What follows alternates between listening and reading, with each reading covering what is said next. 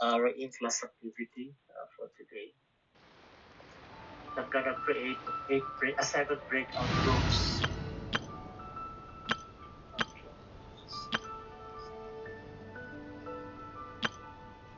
Again, moving forward, starting next week, your breakout sessions would actually be based off your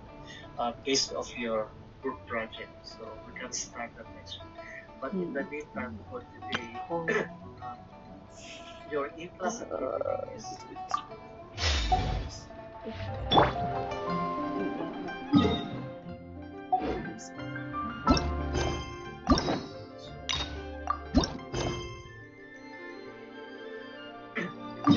The Jones decides to buy a car. After several years of driving a bus to work, Belinda finds that she can no longer do so because her employer moved her education to public transportation. しばらくポア村長に行ってないな。今日はあそこに行ってみるか？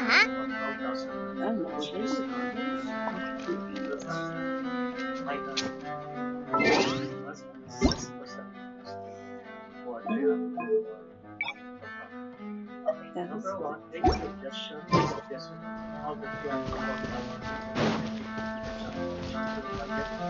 This table 3-6.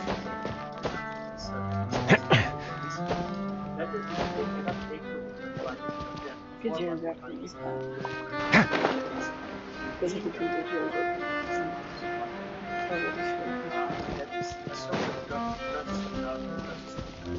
First time, it's a 3-year-old Chevrolet, $44,000. It is being sold for $12,500 region. The sellers can recommend second car Students pay for dealership very contacted found that the car was previous owner cited no major mechanical problems and simply wanted to keep the car. The dealer is offering a written 30-day warranty transfer. The asking price is $4,200. Which car would you advise on the transfer fund? Lastly, would you recommend purchase or lease the price to be instead of So I'm going to group it. I'm gonna open up 7 breakout rooms. Just go to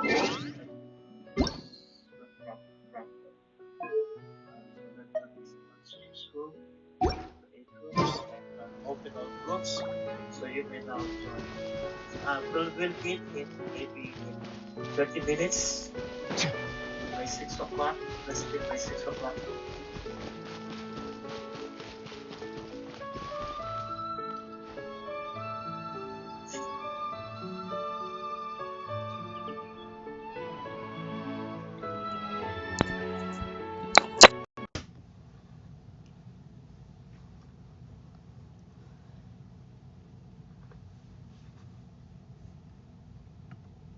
Hello. Hello. Hey, everyone. Let's see. Let me just look at the classwork for today.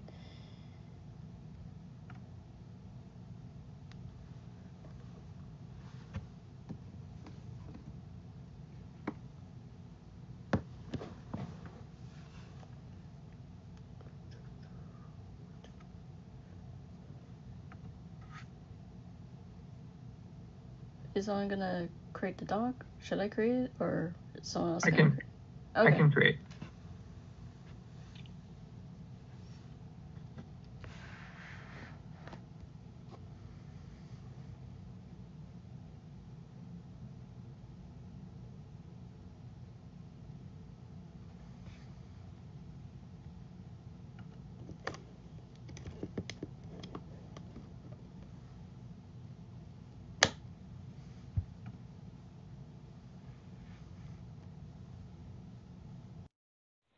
Malazines like to play pranks sometimes.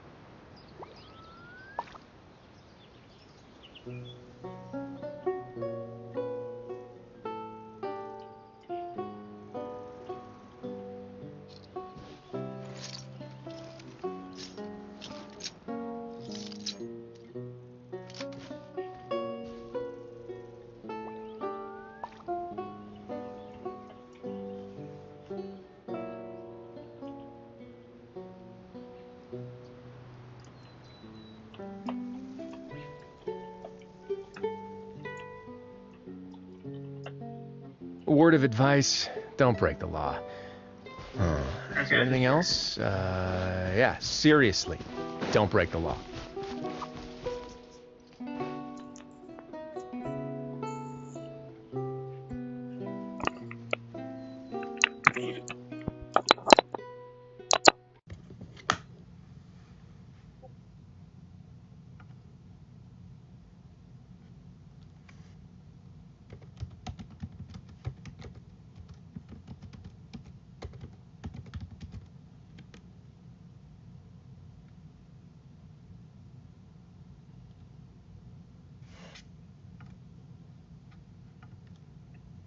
Sorry, my daughter was sitting right next to me, so I had to set her up for something else to do. So what do you guys think about the car situation?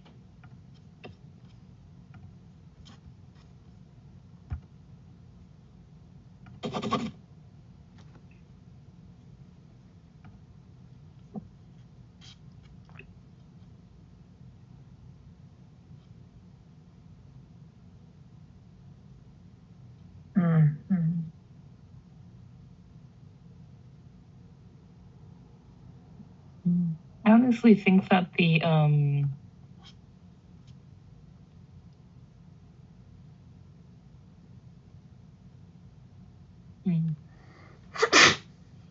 let me look and see what they put the recent.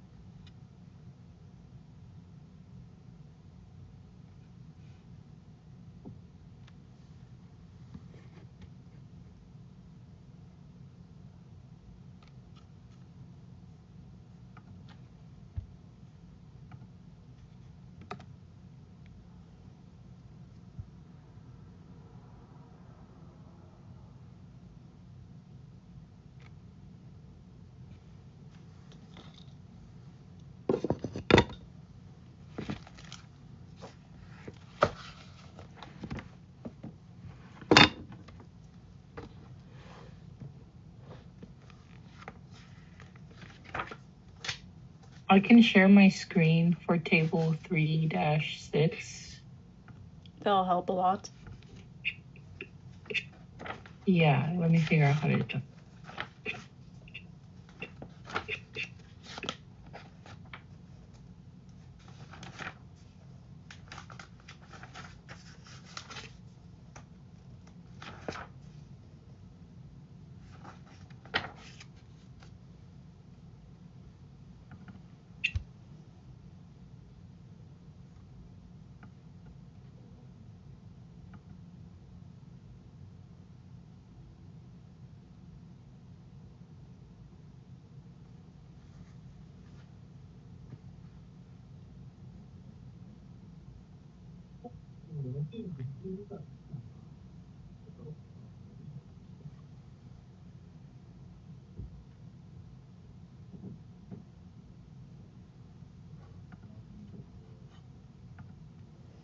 So it's basically just a budget, right? Like, I don't...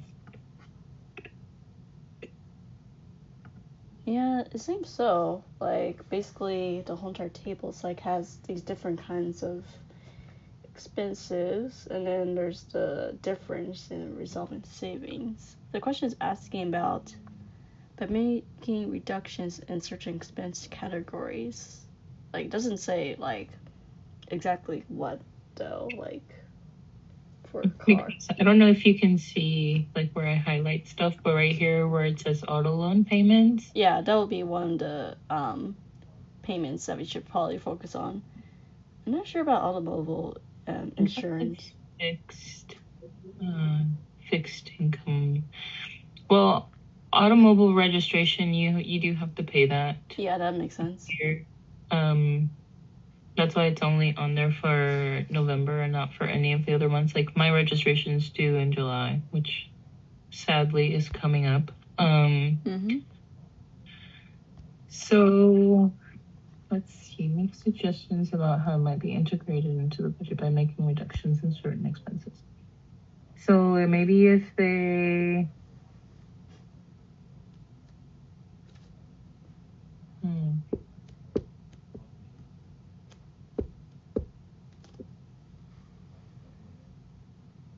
Well, maybe if they contributed less to their retirement plans, but that's kind of bad future planning, you know? But are the only other fixed expenses that they can change, unless we go over the variable expenses and then they start, like, gifts. You don't need to be giving gifts if you're that strapped for cash, you know? Yeah, I mean, that makes like sense. Vacations and... Right. Wouldn't they have room freed up in public transportation, though? Because they wouldn't be spending that anymore. Yeah, so... Yeah, so maybe take that money out of public transportation. So those 160 would be freed up, and then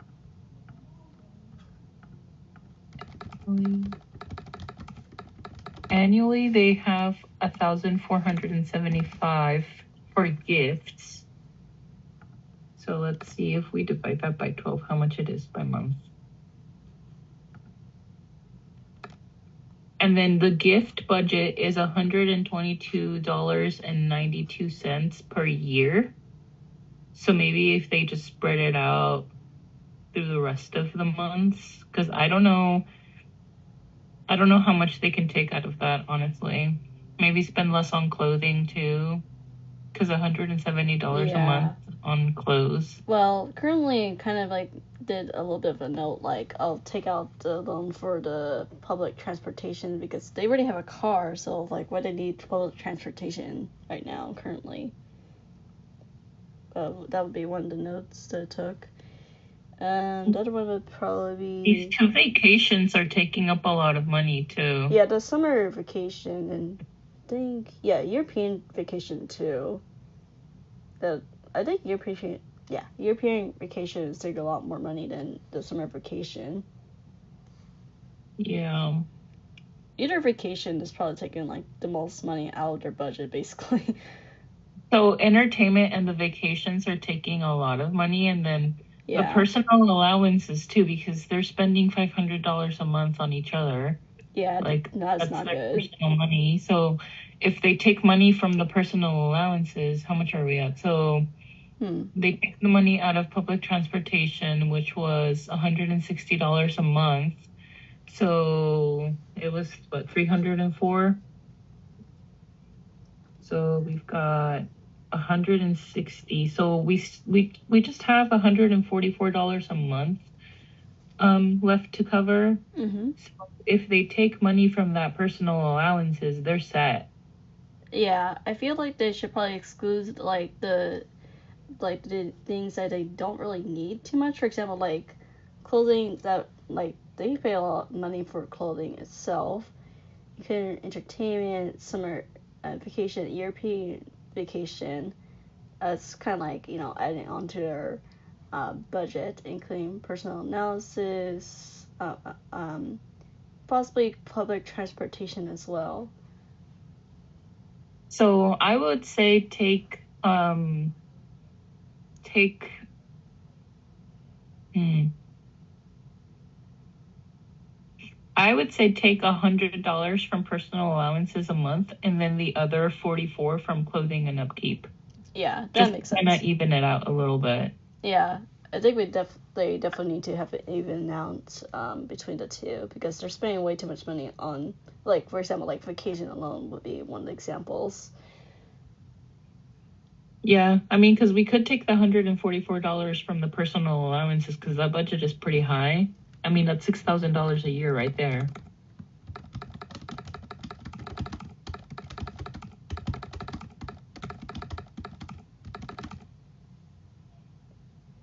Oh, and they eat out a lot too. They have $300 a month set out for eating out.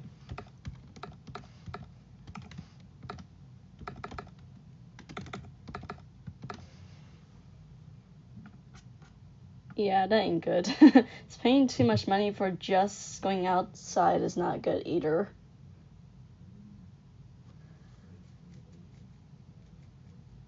See, I'm gonna specify eating out, because they do have a food budget for like their home. Mm-hmm.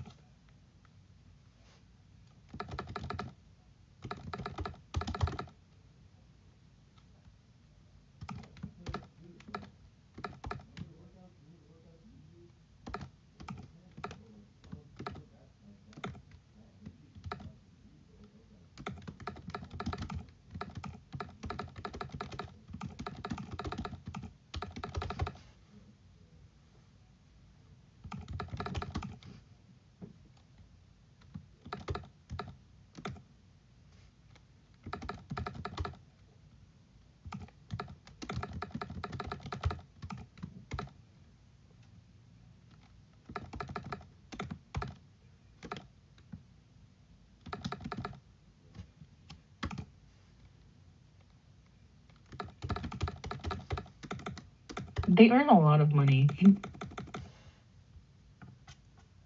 That's true, but it is kind of adding up to their budget in some ways. I'm not sure. Well, it's just kind of just putting in like a general list currently. I mean, you could edit it as much as you can. I just like taking notes of like how much money they're spending on. I mean, especially for the European one, it's probably one of the highest monies that they have spent so far. Let's see. Including retirement would be another one too. Like Belinda's like retirement is pretty high.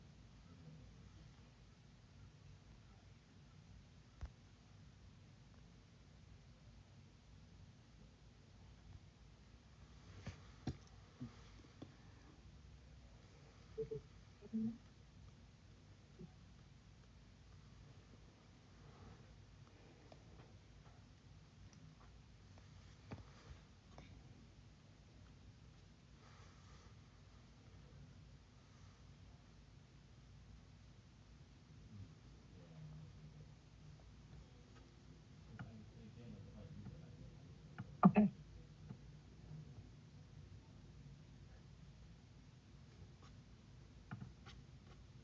So if they cannot make room in their budget for a $304 monthly car payment, would you recommend they finance a vehicle for 48 or 60 months? Why not?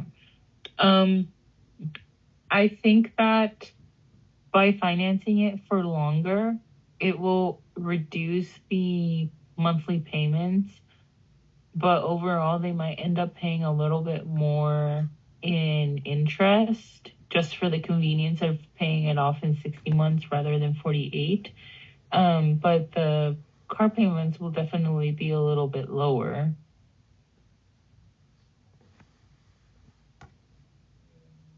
Yeah, definitely. Mm-hmm. Especially if it if they cut out some parts, the more kind of like the miscellaneous, some miscellaneous budget that they have, then it will help them kind of like manage like their way to pay for their car basically. I honestly think that they can do it without financing it for longer, because I think that the $304 a month is easily done. They're just gonna have to take money from some of the other stuff that they were hoping to save for, like the European vacation and the summer vacation, and eating out. So they're just gonna have to be a little more careful about like eating out and doing like fun things, but you can do fun things for free too. I mean, that's true, because like you could go to the park. You don't have to pay to like get to a park unless it's some special kind of park. Yeah, they can do like picnic dates or something. It doesn't have to be something that you're paying money for. They can still make the best of the situation and just, be a little more mindful about how they're spending their money. It doesn't have to be like living off cup of noodles or whatever, like they make pretty good money. So yeah, like they should probably save that money for something more important, for example like their vacation or something even more important, like for example like their trying to think, like paying the bills, for example. That's one of the examples I can't think of off the top of my head right now. And it's funny because they already have auto gas repairs, and then they have the what was it? Their registration on there already. So I mean, they've already budgeted for the things that could go wrong, or like expenses related to vehicles. They just didn't have a car. Yeah. Yeah, I mean, I was thinking the same thing. I was like, it's very doable for them to get a car without extending the loan payment. So you guys just want to put like that we don't recommend it? Oh my gosh. And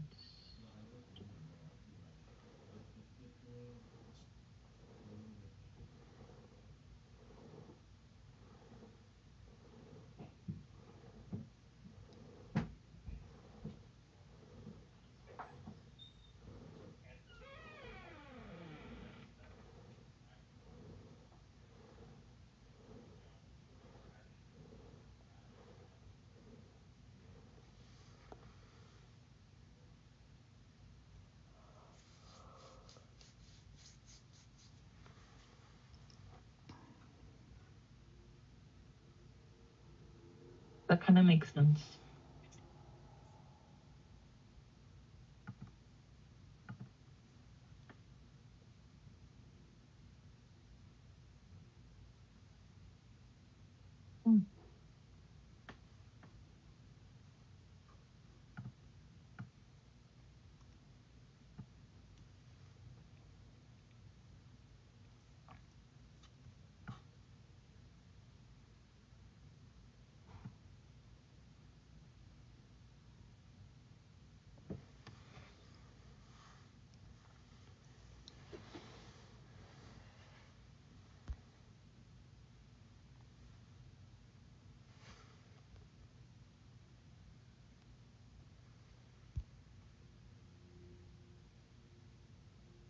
I said or less because up here they mentioned that they're financing it for 36 months at 6%, which makes it $304 per month.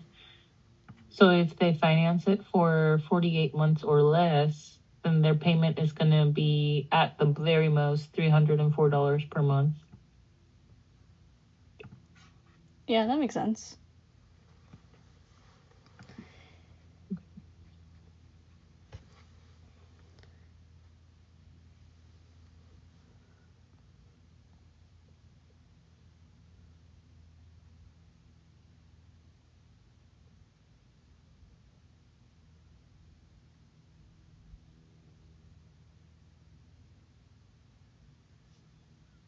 For C, I would think that me personally, I would go for the car that's being sold by the dealership. Yeah. They're both 3-year-old cars. One of them's a Toyota, the other car's a Chevrolet. The Toyota has more miles on it, but the Toyota also has had no major mechanical problems. The dealer is offering a 30-day warranty. It's cheaper by $300. And this one, the only thing that worries me about it is the part that says that the seller has kept records of all maintenance and repairs. So it already kind of says that it's had some issues, but I don't know like what that could be referring to, like what was repaired, because it really depends. Because if the motor was repaired, that's a hard no. But if it was like, oh, the door handle fell off because I broke it or something, you know, like that's completely different. Yeah, I agree with you on that part, because I'm like, it's very interesting that they have a like so this one for, I think this is for the Chevrolet, right? For the seller that has kept records of the maintenance and repairs, I'm guessing, but it can also apply to the second car too. I don't know, it's just kind of like between there. It doesn't clarify which one it is. Yeah, I think records is for the Chevy. I think this might be the Chevy. Yeah. Yeah, but I also agree the Toyota just makes more sense. I mean, it's only like 7,000 more miles, but like 7,000 isn't really a lot for like car miles. So. Yeah, and Toyotas go hard. I mean, they last forever. So yeah, my family has a Toyota like cars, like a Toyota Odyssey and a Toyota Insight. That's Honda Insight. Toyota Corolla. Yeah, Toyota Corolla. So I'm familiar with Toyota. I have a Corolla and my husband has a Prius, and both of them have over 200,000 miles and it's still going strong. Oh, yeah, that's super cool. Yeah, I got mine when I like left high school. I've had it for like 10 years now, and it's been a pretty good car. Yeah, I mean, Toyotas and Hondas are like the best cars out there because they last a long time. Yeah, Hondas are good too. Plus, it's super easy to get maintenance on them too. They're not complex cars. They're pretty cool. Yep. Oh my God, I just dropped something. Okay. So we recommend the Toyota.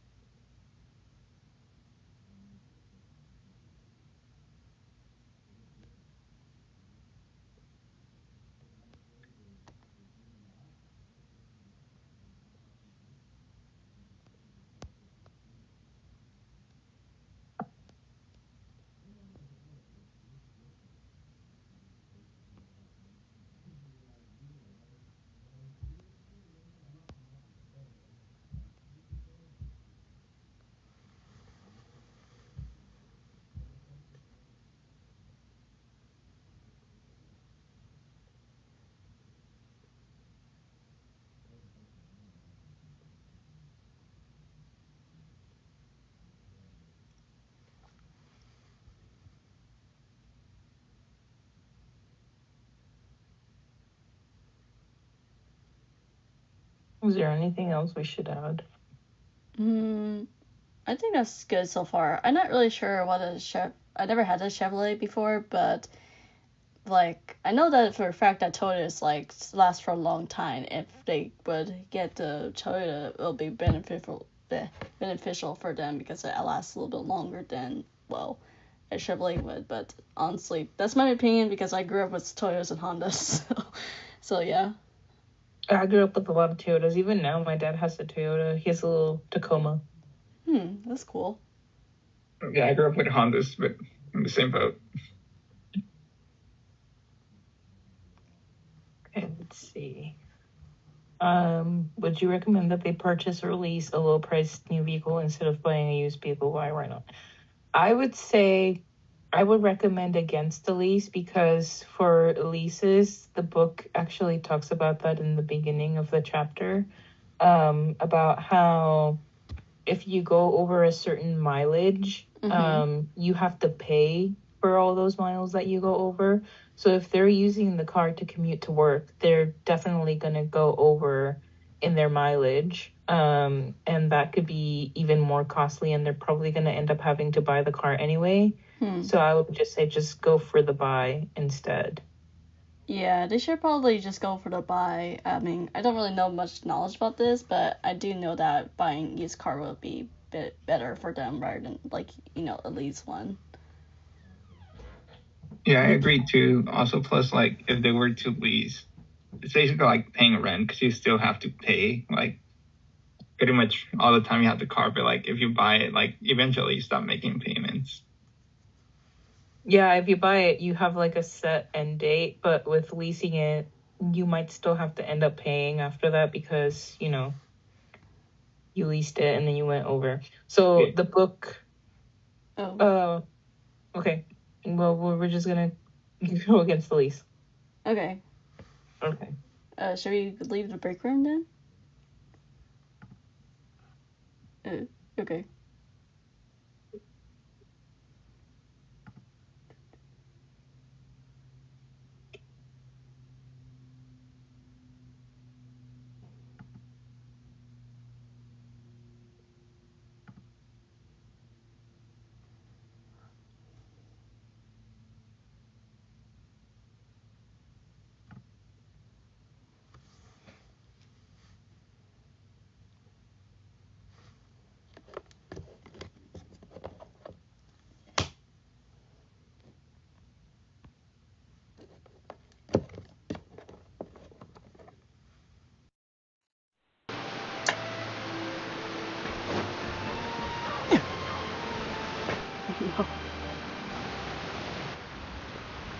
Hey, traveler, Paimon. Okay, so welcome back. So let's. Paimon knows that voice. The answers. Recording in progress. Let me just. Over here. Questions.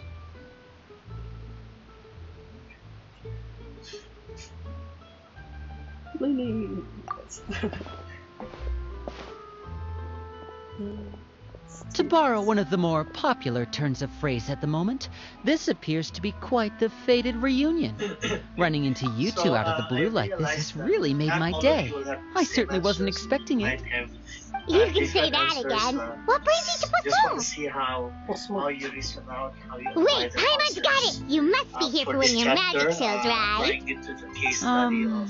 Actually, we've run into a bit of trouble on the home front, so Father arranged for us to stay in Poisson for the time being.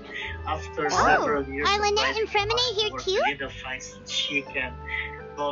Yep, along with most of the other members of the House of the Hearth. You may have noticed Poisson seems a bit more crowded than usual. So you're saying nearly the entire organization has moved to Poisson? Sounds like you run into way more than just a bit of trouble. What's really going on? Well, since the two of you are so curious, perhaps I can fill in the gaps. You scared Paimon half to death. The trend for might be integrated into Father, you're here. Budget by making reductions in certain expense categories. On second thought, maybe we don't need to know. It's all probably super confidential House of the Heart stuff, right? We Again, totally there's weren't trying to several pry ways to answer this. No need to be nervous. But did some I of you could right? sense your genuine concern from your conversation just now. Of course, I can also understand your confusion. Sending so many Fatui here to Poisson, it's only natural that some might suspect an ulterior motive to be involved. I European understand. vacation budget. I'm well aware you've had your fair share of confrontations with the Fatui in the past, and I can't exactly guarantee that we'll remain on good terms in the future. As for right now, however, I would say we have little reason to be at odds, wouldn't you agree? The House of the Hearth could stand to be more open with those who have worked so closely with us in the past. As for the issue at hand, well, it hardly relates to any ulterior motive.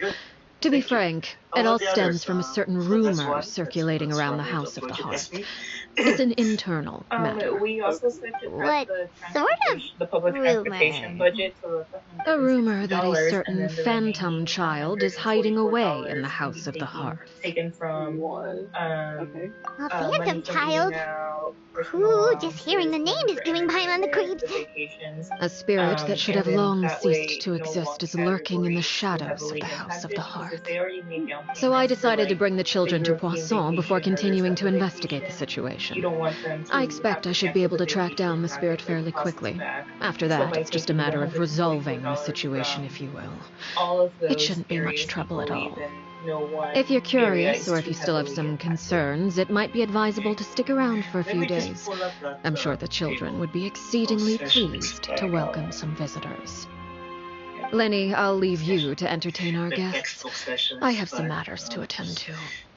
Of course, Father. Anyway, so yeah, those are very good suggestions. My next question, like a follow-up question for letter A, is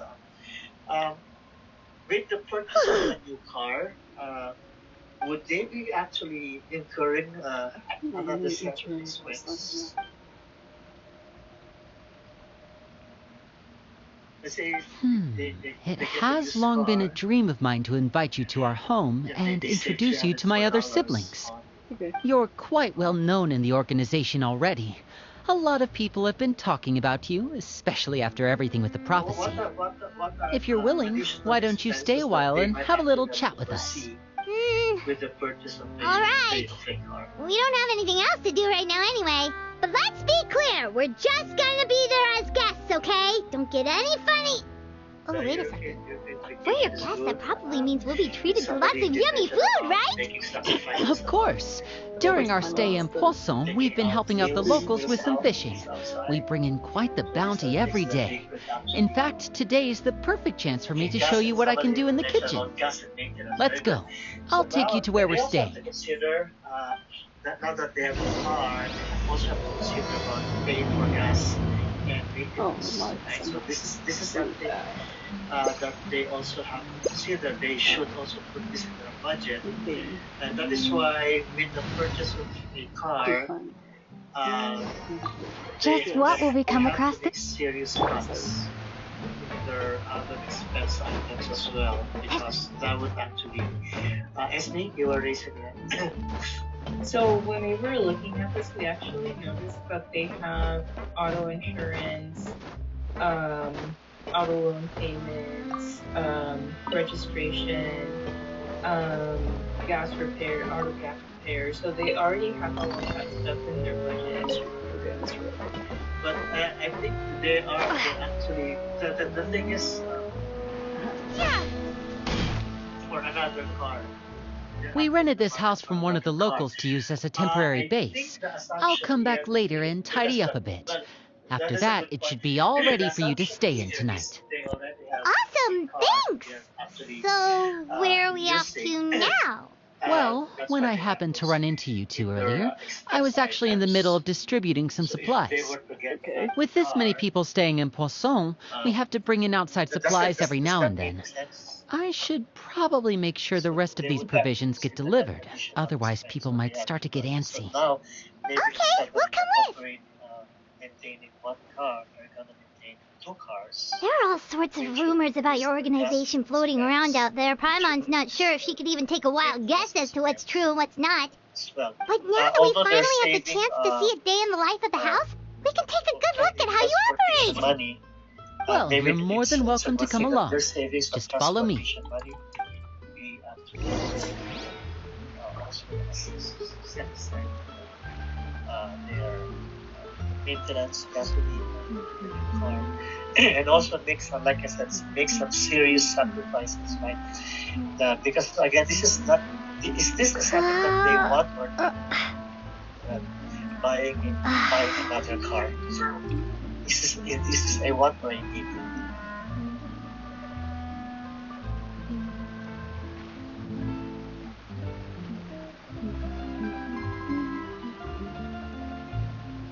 Need, because if they didn't have to, they wouldn't do it. It's because their job moved to somewhere where she can't take public transportation. Very good. This is, I mean, obviously they need a second car because probably the other one is used for maybe the husband. Maybe the husband is using the other car for work. That's why they need a second car for Belinda. So it's actually here. It's only Belinda. It's actually going to it's only the one using public transport.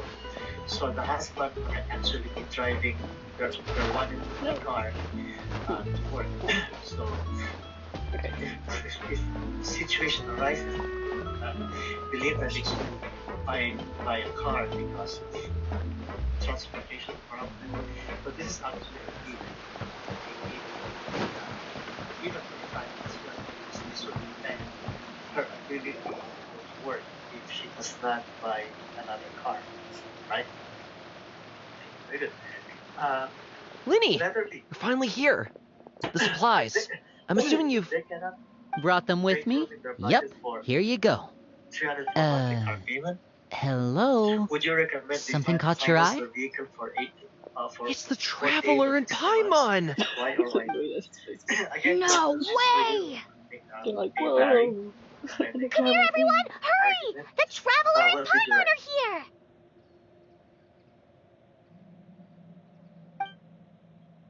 This is such a long pause. One at a time, please. Don't crowd around them all at once. We don't want to scare off our guests now, do we? Oh, it's alright! Gotta say, Paimon didn't realize you were this famous. 3 years. Of course! Father and Linny have told us so much about you. Father told us about how you helped Linny. According to her, you're a trustworthy friend. And as far as she's concerned, that's pretty much the highest compliment we've ever heard her give. As you can imagine, everyone's been very curious about you. I heard the Traveler is so strong that she can move a mountain with her bare hands. I heard Paimon eats so much that she can clean out the entire pantry and Hotel Tabor in just 3 days. Wait a second, that's the rumor you heard about Paimon? Oh, not cool at all! Oh, wait, when guests visit, you're supposed to give them gifts and stuff, right? Oh, we don't need something like that. Besides, we don't have anything to give you. Come on, who insists? So that's one. I can give you some of my new potions. Just pick your poison. And by that, I mean medicine or actual poison. I've got both. That would probably or maybe Shaplo can teach you guys about stealth. He's super good at it.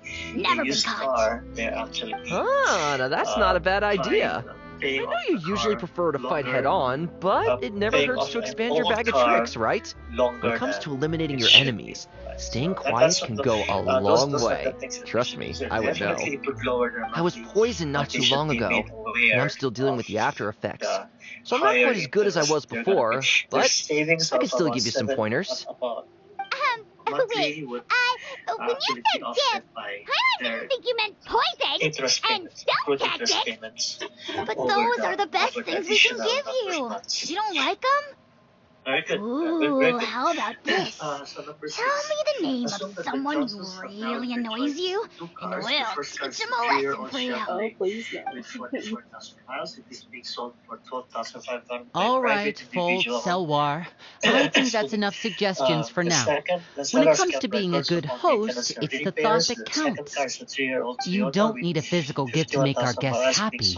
In fact, pestering them with suggestion after suggestion might make them more annoyed than anything. I would say your enthusiasm has certainly gotten across. Problems was simply wanted the dealer car. The dealer's offering a written 30-day warranty on parts only. The asking price is 12,000. Awesome! It's been so long since we've had guests to play with. If there's anything you need, so what did you let write? us know. Wow, Yeah, especially if it's poison or something. I've got all sorts of potions for that. Please no, don't kill anybody. Well, we'll talk to you all later. We've still got supplies to distribute. What did you write here? All right, see you later.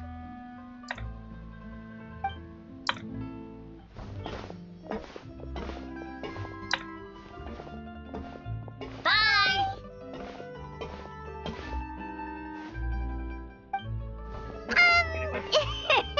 Lenny, about all that You're asking about poison C, correct? and stuff tactics talk just now. Scared you, did it? That kind of talk comes with being part of the House of the Hearth. Our group, When me and Foltz was really my group, young, my, he strangled all of his family we pets. took Just two different out of approaches. curiosity.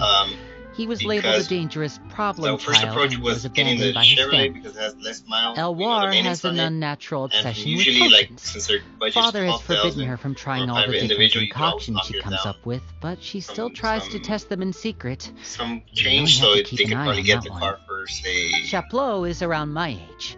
While I'm mainly 11,000 or responsible for whatever, collecting 10,500, intelligence, whatever. he handles But we surveillance. also went the other route. He's very passionate about his work and and has thought no about it is, reservations like, about they could taking on some finance very difficult missions. The car, I know you two knowing that probably they have aren't the used to that 30-day kind of warranty, talk, these major but I can problems, promise you they only had the show best of intentions. Things like stealth tactics and developing different poisons, they really mean a lot to them. They were just trying to share the best of what they could offer, that's all. obviously what they're willing to pay up front is probably the most important question. And I think the judges would actually make a down payment of 2,000, right? Yeah, and that would be 20% of about 20% about relative to 12,000, or a little bit less, but around 20%. So, having considered both, let's say if you were the Johnsons, which route would you take? Let's say you have to make a decision. If I had to make Filio, a decision, I did have supplies are here. I think it would give me a little Thanks. more, leeway. And If I who are took, these let's say, two? just because you could do installments, Outsiders? although Allow you me might to end up paying a introduce little you. bit more This is the because of Traveler interest, but and Paimon. say in a case Oh, scenario where You're the famous you don't duo have I've been hearing so much about. you don't have a luxury It's nice to list meet of you. 12,000 I heard you've traveled to all sorts of places. Is that true? Of course! We're making our way all across to that! Yeah. Oh, good for you. You must be pretty familiar with Fontaine by now, then. Have you seen the new opera that started running recently? I think it's called The 4,000 Thieves? Oh, this is the first we've heard of it. Yeah, I never heard that. It seems like it's going to be fantastic. From what I've been able to tell from the posters, anyway. You should definitely check it out if you have the time. Oh, and there's the Blind Maiden, too.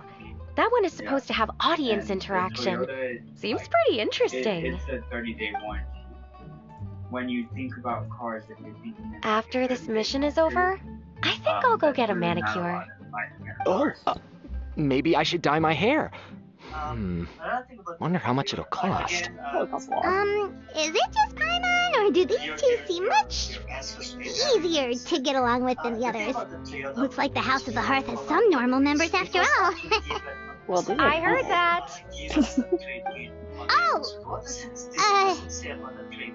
Oops. I'm guessing you're referring to Foltz and the others? Yeah, we're definitely not all like them. I bet those crazies are practically foaming at the mouth right now. I'm sure they just can't wait to get back to Snezhnaya to carry out the plan. That's enough, Filio. Yeah, that's enough. Don't talk about family members behind their back, right? Whatever. Let's go. Guess this is goodbye then. If you ever have some time, we should go see the opera together. You'd consider options if we were to face these kind of situations. Get our minds thinking. Well, that's it for the supplies. We should probably head back as well. Lastly, would you recommend that they purchase or lease? Well, they didn't seem too happy with each other. Seems like there could be something more going on here. You're right. We're only here as guests after all. Oh, Linny's getting super far ahead. Come on, let's catch up.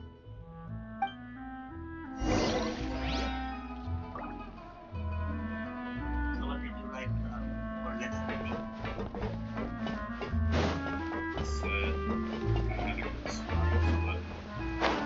If they were to purchase a new vehicle, that is a better deal. Again, So, what do you think of the members you've met so far? Yeah, they got a lot of personality. Well, Father is always encouraging us to be strong-willed and independent. So if there's one thing we've got, it's people who aren't afraid to speak their mind.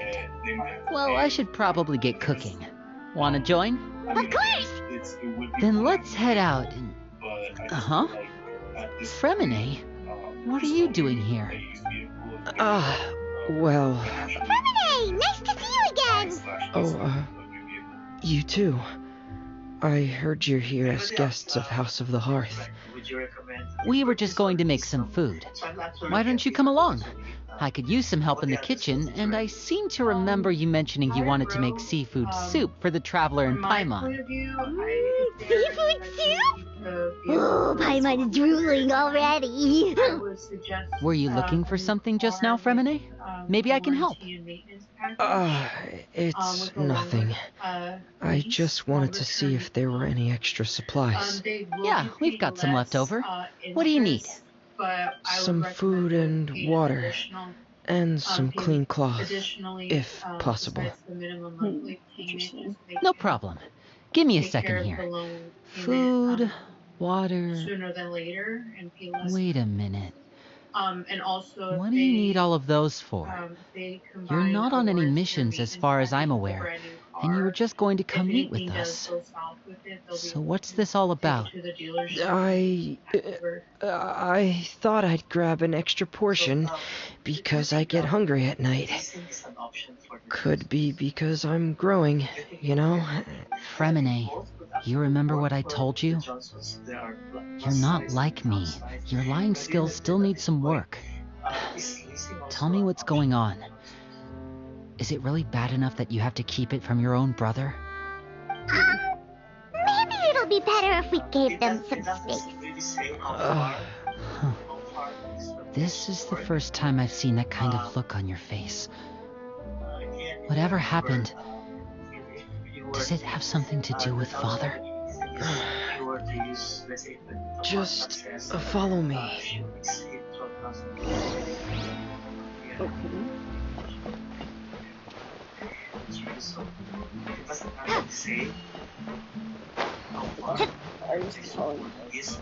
But if it's something that if they believe that they're not gonna exceed 12,000 miles in 1 year, maybe this is a good choice as well. Only because they would not be this monthly on the other basis. So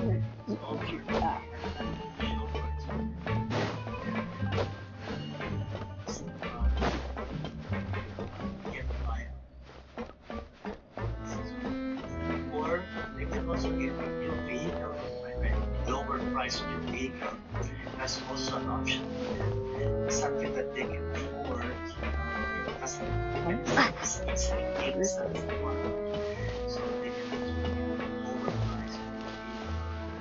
price late model. This is not a late price.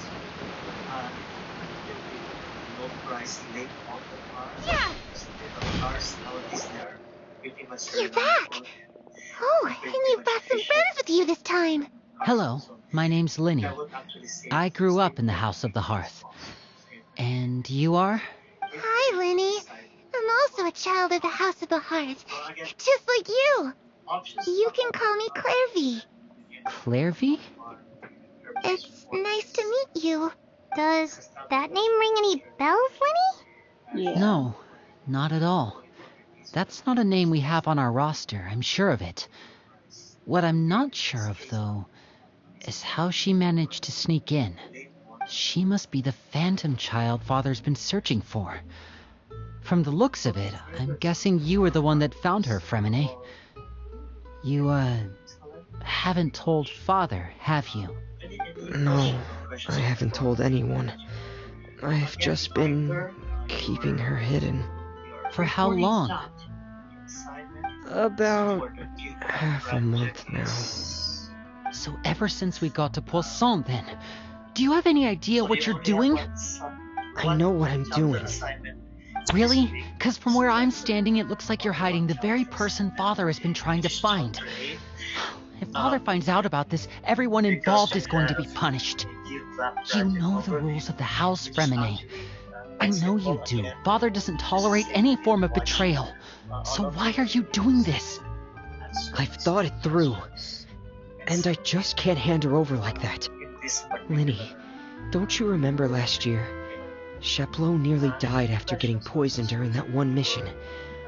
He wasn't able to get back before the poison started taking effect, and not a single person was there to help him. That night, while I was sleeping, I heard a voice telling me to go save him. I opened my eyes, but I couldn't find the source of the voice. I thought maybe I was just hearing things, but I went to look for him anyway. Luckily, I got there with enough time to save his life. Oh, okay, cool. That feeling of being haunted, of hearing voices, it's happened many times in the House of the Hearth. I'm sure you've noticed. So what you're saying is, that was her? She was the one who spoke to you that night? Unless there are other spirits roaming around the House of the Hearth, I don't think there's any other possibility. If Clairvy were our enemy, it wouldn't matter whether she was a spirit or an actual child. I would have acted without a second thought, because that's what Father ordered us to do. But she's been living with us, helping us from the shadows all this time. I think that makes her family. I couldn't just hand her over to be dealt with. Not when there's so much we still don't know. So what's your plan then? You can't keep her here forever. Someone is bound to find out eventually. I haven't thought that far yet. I don't want to disobey an order from Father, but I also don't want to put Clairvy in danger. Come with me. There are a couple things I'd like to say to you in private. Oh boy. Look who's in trouble right now.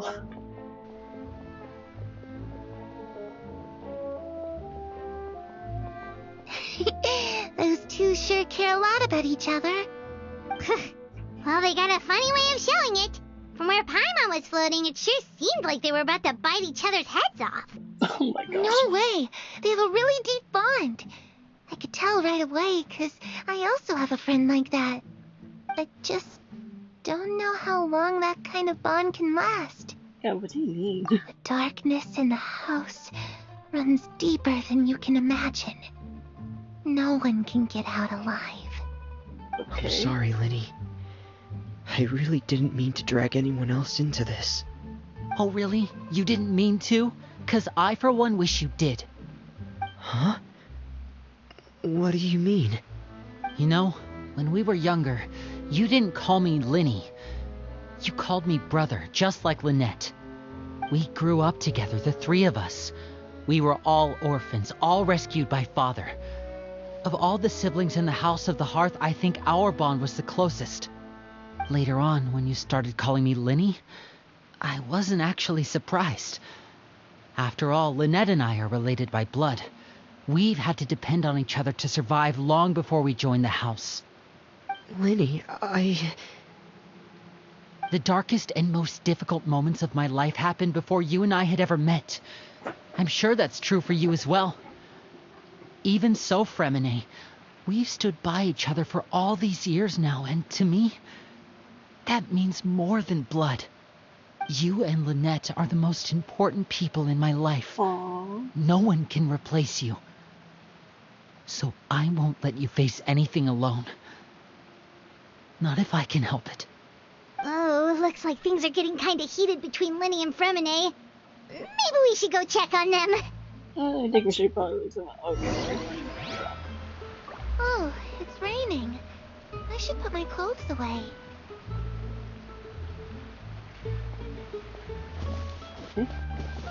Wait, did she just... Oh. Harry? Huh. Looks like she's not here either. It's like, I don't want to really interfere. Oh my gosh, she's fading. She's fading, oh my gosh. Time to leave. What's this going on?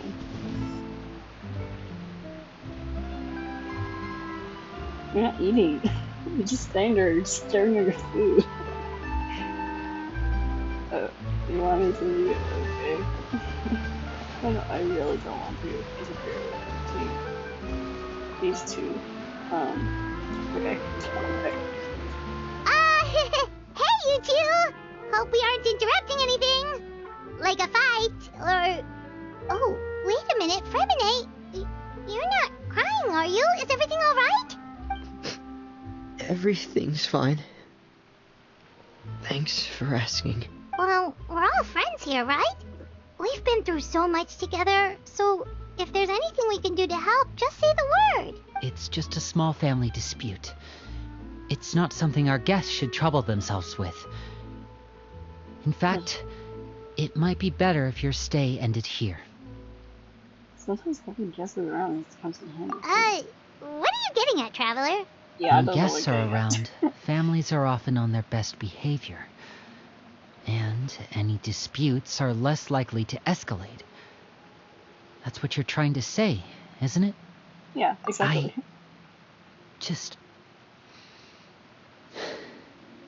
Thank you. I was really hoping to keep you out of it. But even if I could think of some other reason to turn you away, I'm not sure I could convince you. I know things could turn dangerous, so I promise you this. From now on, I'll protect you like my life depends on it. Me too. Well, back to the matter at hand then. If we don't plan on handing Clairvy over to Father, then our only other option is to solve the mystery of her identity before Father is able to track her down. Okay. That means finding out where she came from and what she's doing here. Then we can send her on her merry way and pretend like none of this ever happened. I've tried that already. And? And... nothing. I tried taking her somewhere really far away, but... after some time, she just reappeared. She even came with us all the way to Poisson. It seems like wherever the house is, she follows. I don't know much about spirits. Do you two have any ideas? Let's see here. Paimon remembers hearing something like, if you fulfill a spirit's last wish before they die, they'll let go of whatever's keeping them here and return to the ley lines. Oh, it's just that Paimon doesn't really remember where she heard that, so it's not guaranteed to work or anything. Well, sounds like it's worth a shot. Guess that means we should go ask her about her wish. But first, Fremine, I need you to promise me something. What is it? I need you to promise me that this will stay between the two of us. We're the masterminds behind this whole thing. No one else gets involved. Can you do that for me? Of course. I promise. All right. Then let's seal the promise just like when we were kids. Fist bump on 3. Ready? 1, 2, 3. I swear. Wait, where did that come from?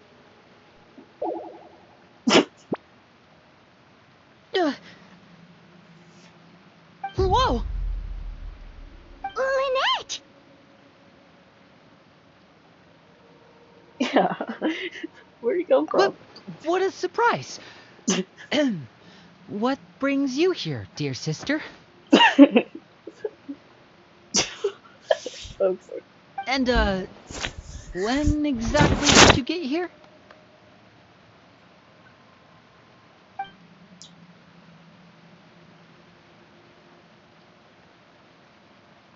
You're an idiot, brother. And And you too, Fremine. What's going on? You 3, Traveler. And you 4, Paimon. Wait, what did we do? Yeah, exactly. I've seen Clairvy around the House of the Hearth before. I hadn't seen her in Poisson, so I figured she must not have come with us. But it turns out you were just hiding her. I heard you talking about your plan. Rather than steering clear of the situation, I'd rather fully join in.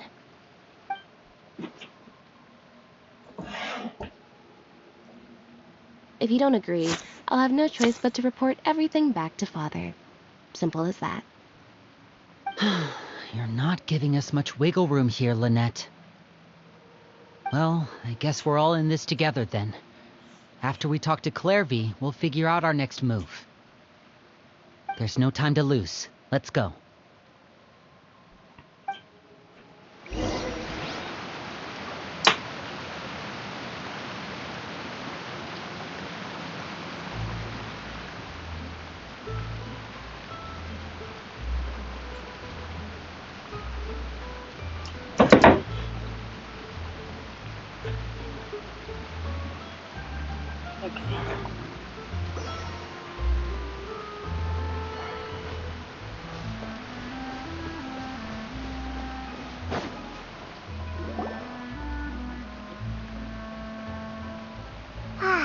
I'm full. Thank you for bringing me this food, you guys. She said she's full, but the food doesn't look like it's even been touched. Well, she's a spirit, so... That's right. Based on what I've been able to observe, it doesn't seem like Clairvy can interact with the physical world at all. Still, when she's presented with food, she'll always linger around it for a good little while. Maybe, in her mind, she really is eating those things. Does she know that she has already passed away? I've tried to ask her, but she didn't answer. My guess is that she's just as confused as we are. Or maybe she couldn't understand the question at all. Clairvy, if you've got some time, I'd like to ask you a few questions. Sure. Oh, another new friend. Hi, I'm Clairvy. Hello. Clairvy, how did you join the House of the Hearth? Huh? Isn't it the same for everybody? The knave brings you here and then you can't leave. It's just that your name, it's not on the roster. And I've never seen you before. The roster? Oh, I get it now. I think there might be some things you don't know about this place. The people in charge, they're not as nice as they look. They say they keep a roster, but it's not complete. There are a lot of people who aren't on it, and never will be. In this house, some people are family, and other people are just test subjects. Those kinds of people aren't ever going to get a place on the roster, unless it's the roster of people who've been executed. Wait, does that mean the knave... she... Is there anyone that can vouch for you? Perry. She's my best friend. She's the only one I trust in this place. Have either of you heard of that name before? No. Me neither.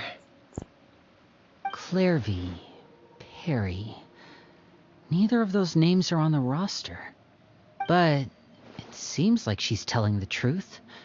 Either that, or this kid's already got a bag of tricks bigger than mine. Maybe we should try a different approach. Clairvy, do you have a wish? A wish? It can be anything you want. Just imagine. It's your birthday, you're blowing out the candles, and your wish is...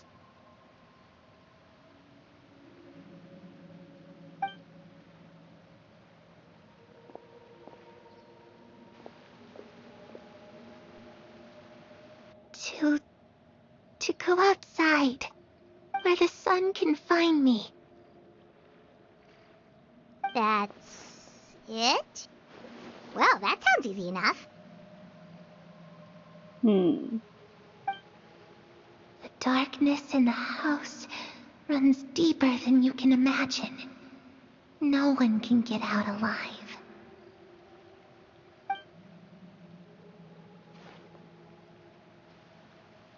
Yeah, what does she mean? Okay, time to divide and conquer. Listen up. I've got a plan. I'll try and find a way to use basic illusory magic to take Clairvy outside and bring her somewhere with sunlight. Lynette, try and find the list of executions that Clairvy was talking about and see if her name is on it. Fremine, you stay in Poisson. We can't be the only ones who've had run-ins with Clairvy. I need you to collect intel on everything she's said and done. Understood. I'll try my best. What about us? What should we do? I really appreciate your willingness to help, but this is a family matter. I don't want to drag you in too deep. It's too risky. Let me think. Since Father considers you to be guests, maybe you could stick by her side for a little while.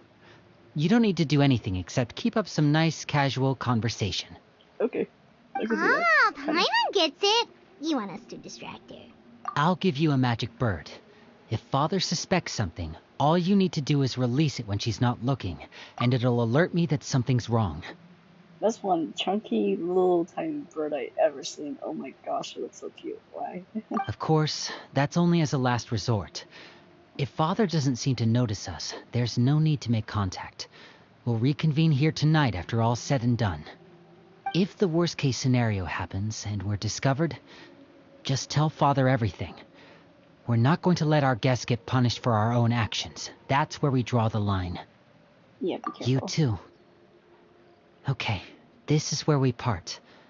Father should be at the beach nearby. Nearby where? Are you gonna tell us more? I really hope this goes well. No, it has to go well. That's the only way this can get resolved.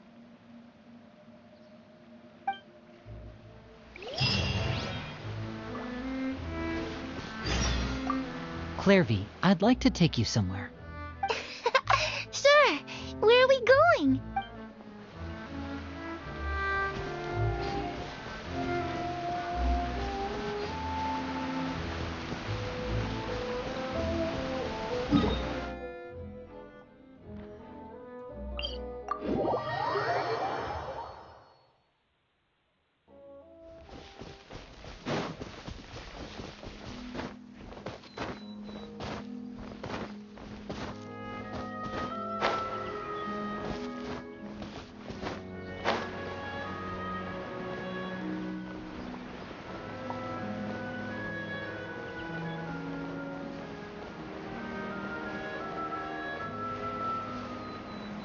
Wait, why is Child's in there?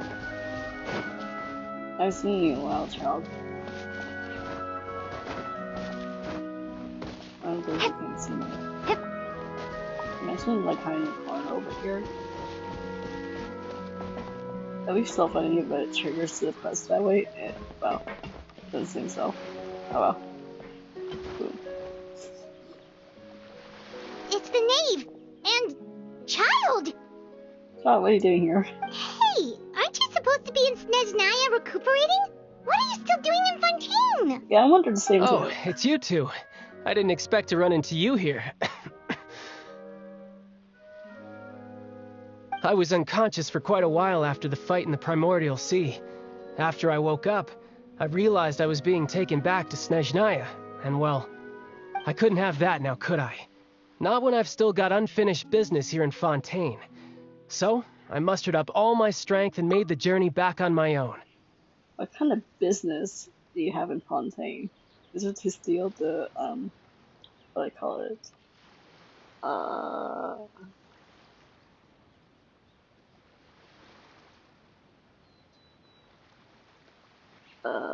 What's it called again? The chess piece?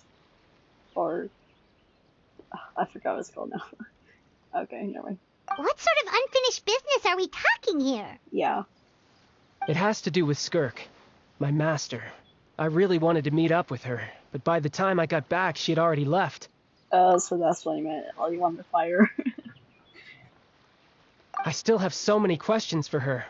Without any other leads, all I could do was ask the knave to help me track her down. She must have left behind some traces from her time in Fontaine. Oh, okay. So, have you found any clues? Probably not.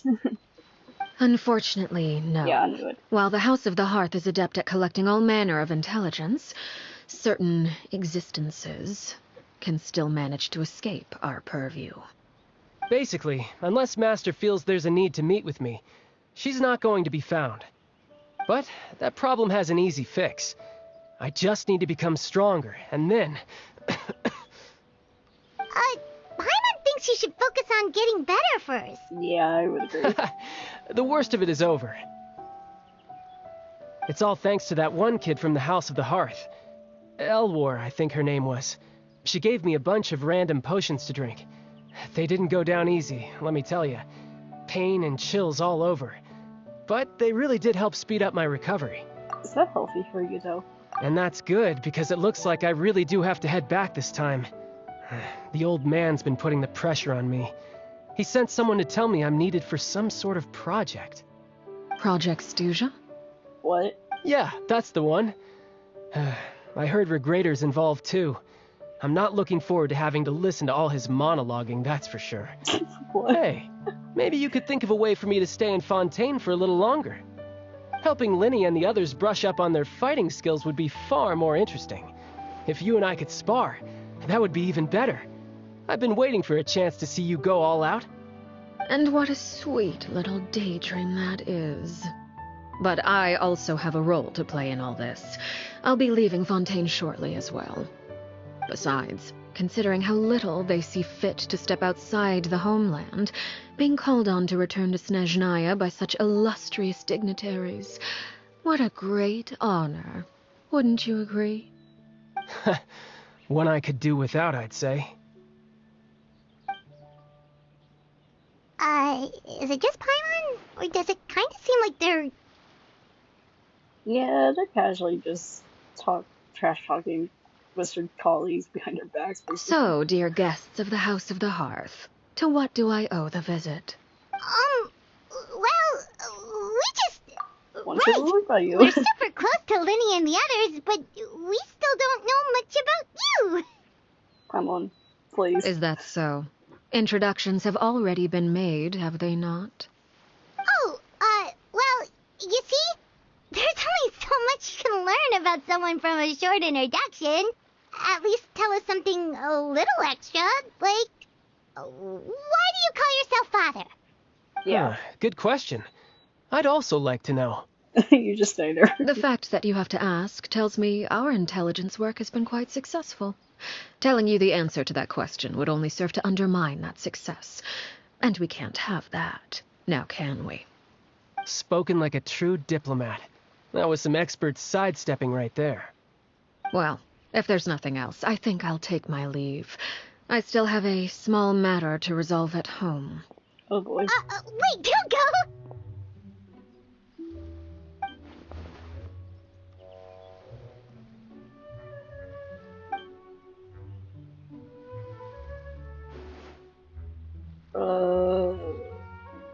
What about the House of Hearts? I'd also like to hear the answer to this. Child. I've met some of the members of your organization, and they all seemed like really good kids. They actually reminded me of Tonya and Tusser. Which, by the way, if you ever betray them, I'm just letting you know, I won't let you off easy. Ooh, he looks angry. And why would I betray them? Well, you've already betrayed the House of the Hearth once, haven't you? At least, that's what I heard. Ooh. Oh boy. Okay, I admit. That's just what the old man told me. The rooster, I mean. Oh, that didn't mean the first one here.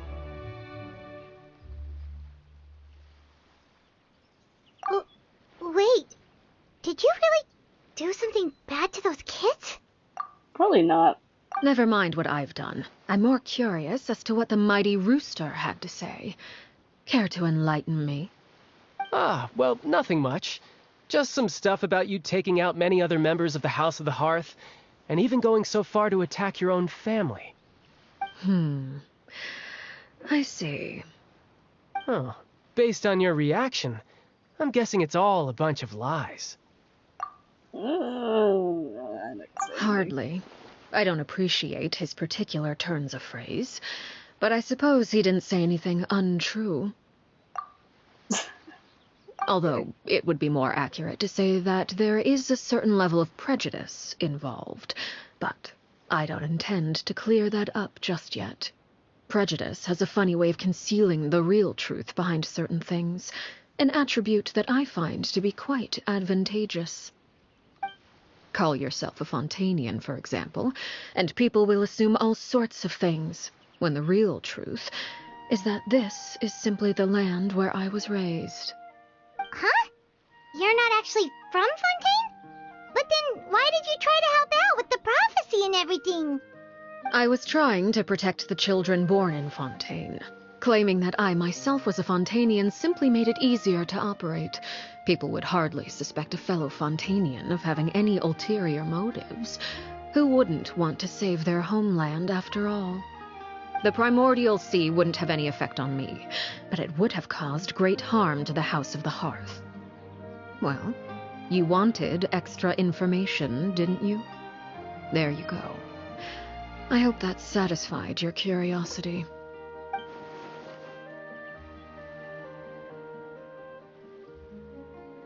So, you stayed in Fontaine for the kids. I guess I was wrong to believe you'd betray them. Apologies. Looks like I was holding on to some prejudices myself. Good. Like I said, I like it when others have misconceptions of me.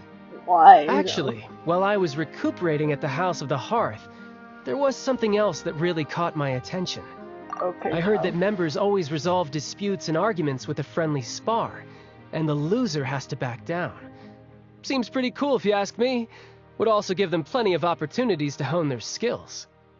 Well, that's only a recent development. In the past, such spars weren't nearly so friendly. The losing party would lose everything, including their life. They were that high stakes? Whew, at least that's not a thing anymore. Well, the current atmosphere's not half bad. I'm a bit jealous, actually. You've got so many family members around you, and you even get to live with them. You have a family, well, technically, yeah. You have a family yourself, yeah. Having a lot of family around means dealing with a considerable amount of bickering and scheming. Once Tonya and Tusser enter their rebellious phase, I'm sure you'll understand. Oh boy. Just imagine. Tusser becomes obsessed with plucking out strands from the rooster's mustache, or Tonya decides to dye her hair 42 different colors. Oh gosh, no. Okay. I get the picture.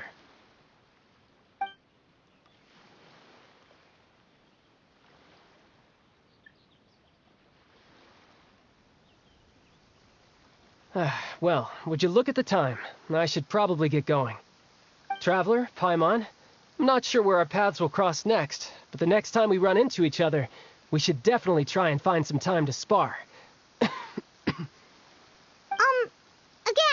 maybe this is a conversation we can have when you look less like you're gonna kill over.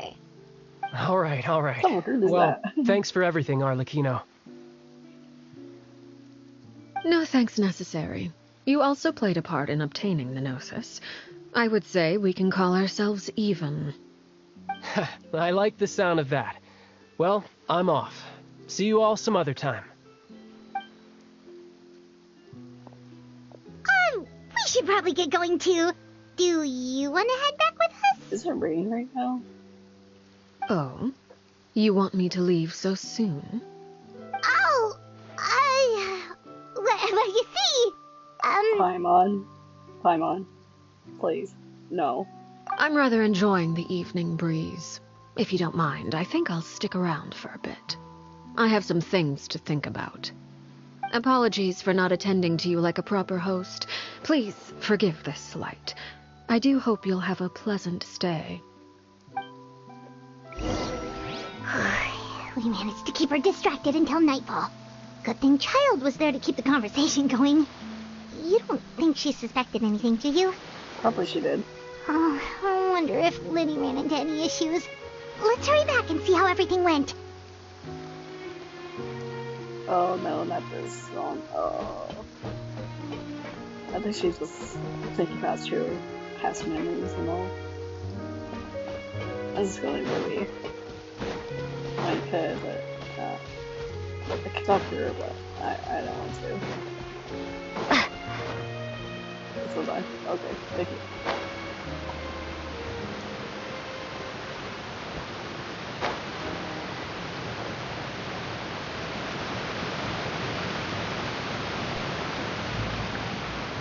Oh gosh.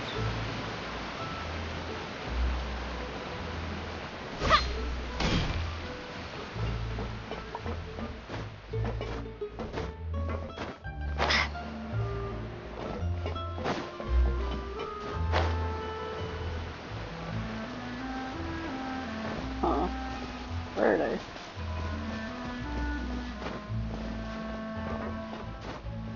Oh, I see them right in the corner. Right. What?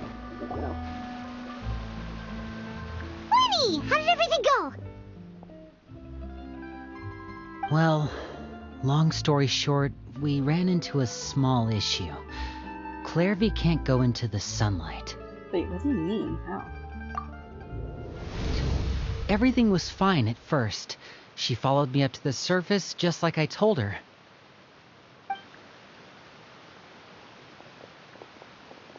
But as I led her out of the shadows and into the sunlight, she vanished. Oh. I turned around and there she was, standing at the edge of the shadows, silently watching me. Huh. Maybe she's afraid of sunlight, or... No, it wouldn't be her wish if that were the case. Well, we could always try pushing her into it. Yeah, I don't think that's gonna work. Oh, true. Yeah. I've pretty much tried it all already. Nothing worked. Eventually, the sun went down, so all I could do was bring her back here. How did it go with you, Lynette? Good. I've got the list. It's right here. Really? Well, what are we waiting for? Let's take a look. Be patient, Mama. Oh, that's a lot of pages. Oh, it's gonna take forever to get through it all. We can each take a section. Here. La Pouillade, L'Endroit, Chambel, Horaire. Since when do you speak French?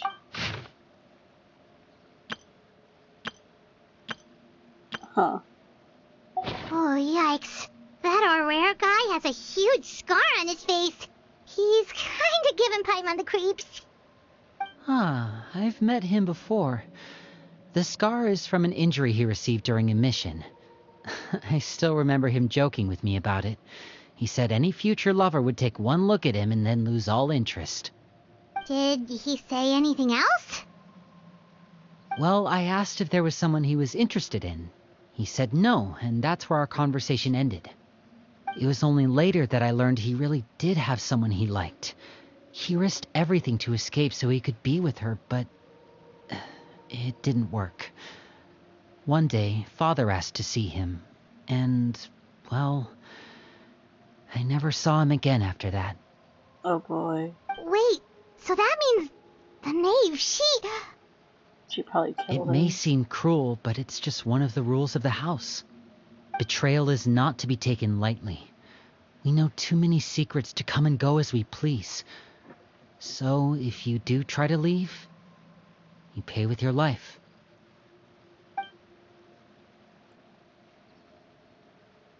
Her name's not here, huh? Well, that's not too surprising. It doesn't seem like this list is complete. It only contains records dating back around 5 years. Let's shift our attention then. Fremine, were you able to find anything out? Fremine. Sorry. I was thinking about something. I managed to talk to quite a few people, but I couldn't help but notice that the atmosphere in the house was a little... strange. Strange? Yeah, strange how? Yeah, I mean, I know there have been arguments in the past, times when people haven't gotten along. Chaplot and Filiol are a good example of that. Oh, those are two of the people that we met while delivering supplies. Paimon can see how they might not get along. They had very different vibes, and their, interests seem to be pretty different as well. That's to be expected, actually. Father brought us all here, shared her knowledge with us, taught us how to fight. That's one thing we all share. But that's also where the similarities end. Not all of us feel the same desire to stay here. As members of the House of the Hearth, we're also considered part of the Fatui. And to a lot of people, that's an identity they never asked for. Yeah, that's true. Certain members get older and realize they want something else for themselves. But considering the rules of the house, most people would never say that out loud. Yeah. People like Chaplot and Foltz are loyal to Father and her vision. They're proud to be part of the Fatui. Filiol and Nantoy, on the other hand, well, they aren't quite as enthusiastic. These kinds of conflicts have always been there. It's not like Father is in the dark about any of this. Well, that's true. But it just feels like things have gotten worse lately. Filiol and the others, it seemed like they were meeting in secret to talk about something. I can't say for sure, but I think they've met Clairvy. You think she's been inciting them to act out? No, not exactly. But I wouldn't be surprised if she said something to them about the darkness in the house and how deep it runs. She's told me about it before. Experiments being run on children. People being used as pawns on the battlefield without so much as the strength to survive. And they just believed all that? Without any evidence? Clairvy's words probably gave them the excuse they were looking for. Whether they actually believe them to be true is secondary. This is all because of Project Stuja, isn't it? Whoa. Hold on a second. What's this Project Stuja all about, huh? This is the second time it's come up now. Sorry, but I'm not sure of the details either. I only know what Father has told us, which is that it's something the Rooster and Regrader have been working on together. Apparently, it has to do with the Fatui's strategic plan for the future. Okay. Because the House of the Hearth was so successful in obtaining the Gnosis, we now have the honor of playing a key role in Project Stuja. Wait, but isn't that a good thing? Key role is just another way of saying dangerous role. To us, the whole thing is an inconvenience. Father thinks so too, but she's in no position to refuse. Their plan isn't exactly unreasonable, and they've been funneling the house a lot of funding. It's just that we'll lose a lot of members in the process. Participating in the plan, it's an honor in name only. What they're really trying to do is subdue us. The existence of an intelligence organization outside their control makes them feel uneasy.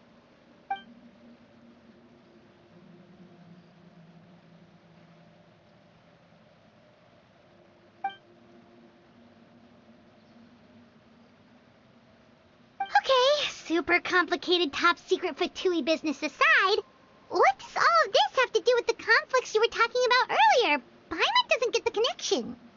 External pressure has a way of exacerbating internal strife. You can't overlook the power of fear either. People are afraid of dying, and that fear is often the impetus for a lot of stupid decisions. I thought resolving the Clairvy situation would make everything go back to normal. But it looks like things are more complicated than I thought. If we leave Filiol and the others to their own devices, sooner or later, Father will be forced to take action. We can only focus on one situation at a time, brother. You're right.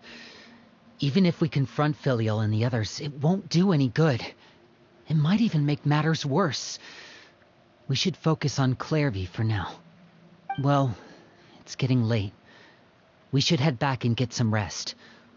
We'll try again first thing tomorrow. Lynette, you stick with me this time. Fremine, keep a close eye on Filial and the others. Make sure they don't do anything they'll regret. Good work today, everyone. Have a good night, and I'll see you tomorrow.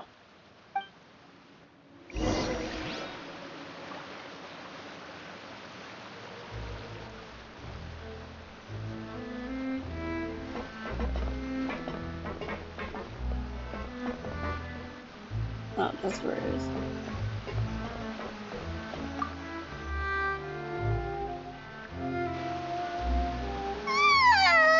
Oh, I'm always looking forward to an early night, but she can't sleep at all. Hey, you don't think the knave will be too angry with Linny and everyone if she finds out about all this, do you? She's even scary when she smiles. If she were to actually get angry... Ooh, you have to protect Paimon if that happens, okay,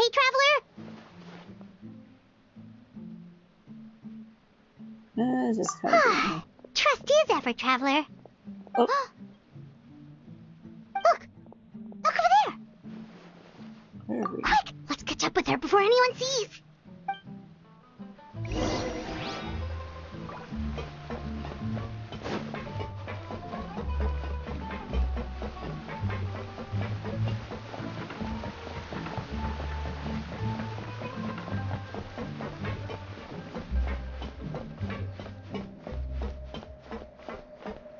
Over there!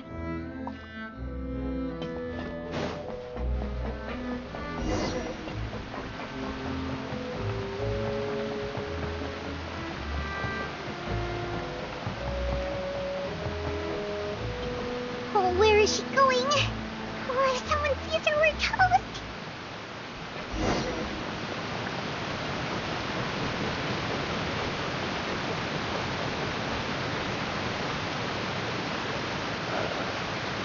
I'm asking.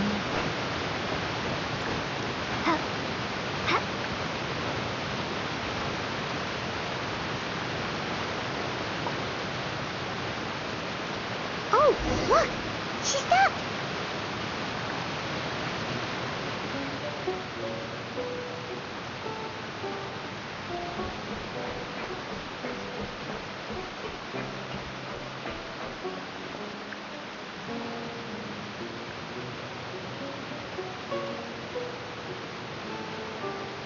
Clairvy! Shh. I opened the window while no one was looking. Look how pretty the outside is. No. If only I could have more than this. You probably think I'm being silly, huh? All this hopeless resisting. It's better to dream of what I could have than try to make it a reality, right? Please, help us get on the same page here, Clary. We need you to tell us what you know. Can you do that? Sure. Although, after you hear all this, I think you might regret that decision. Everyone in this family is nothing more than a tool. Something to be used and exploited. We're all expendable. Including me. As long as you're useful, you get to stick around. Lose your value. You're handed over to the doctor, experimented on, and given a fate worse than death. Oh gosh. I've seen it happen again and again, and I've had enough. You're saying the knave did all that? It's just, that doesn't seem like something she would do. She's scary and all, but it seems like even she has lines she wouldn't cross. I knew you wouldn't believe me. Everyone thinks she's a good person. They all think of her like a real mother. Mother? But she doesn't deserve that title. She's disgraced it and tarnished it. And if I had things my way, I'd never see her again. If only Perry were here, she'd understand. Perry. There's that name again. Also, Paimon's getting a strange feeling. It almost feels like she's not really here with us. Paimon can't tell if she's actually talking to us or if she's mistaken us for someone else. I don't know. Talk about the past.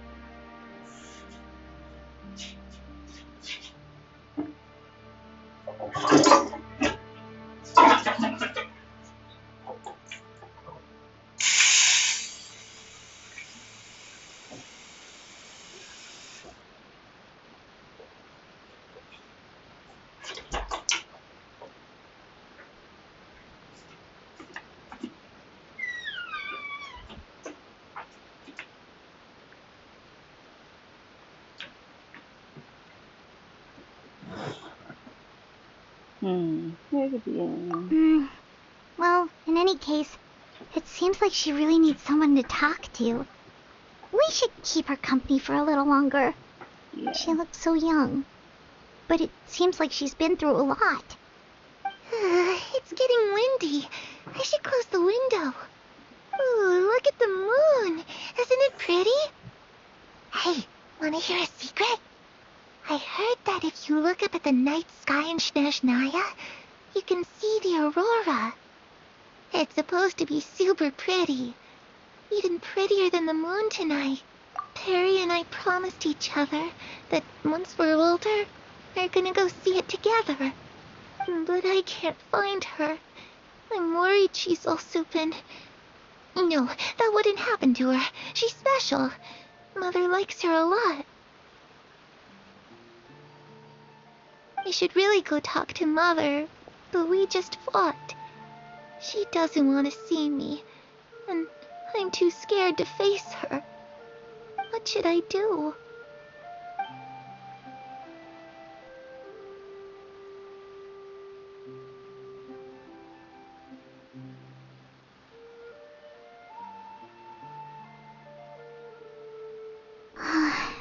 Paimon really doesn't understand what's going on with her.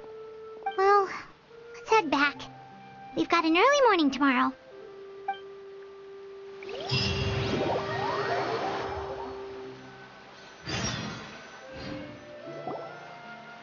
All right, looks like we're all here. Let's go ahead with the plan. Before we do that... Oh? What is it?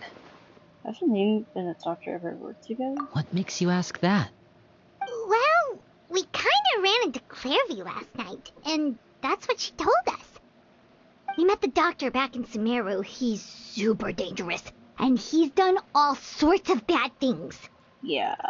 It's possible that Father and the Doctor have had certain dealings, but I don't think Father would work with him.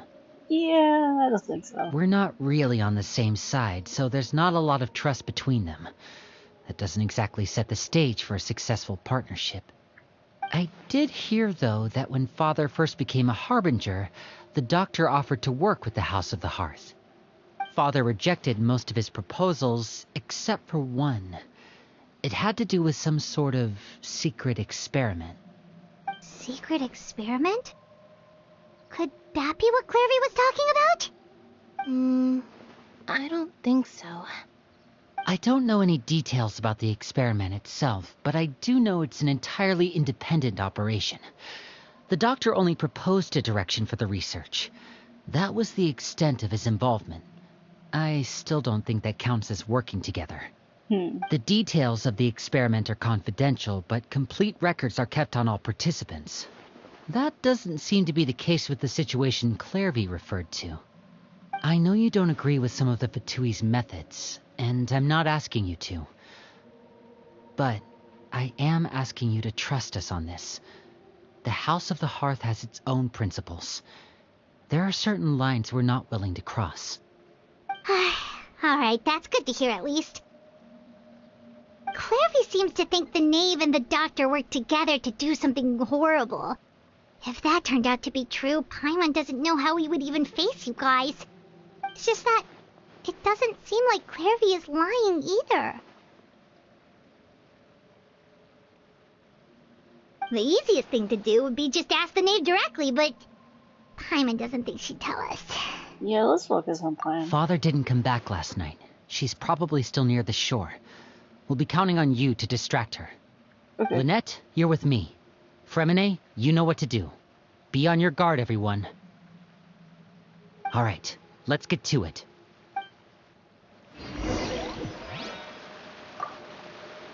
Where are we going today? Let's try somewhere further away this time. Oh, I just keep falling off. She's still there for some reason. We don't know why. I don't think Child's there anymore though, honestly. She's just kind of there, alone. Oh shoot. Okay, luckily he didn't die somehow.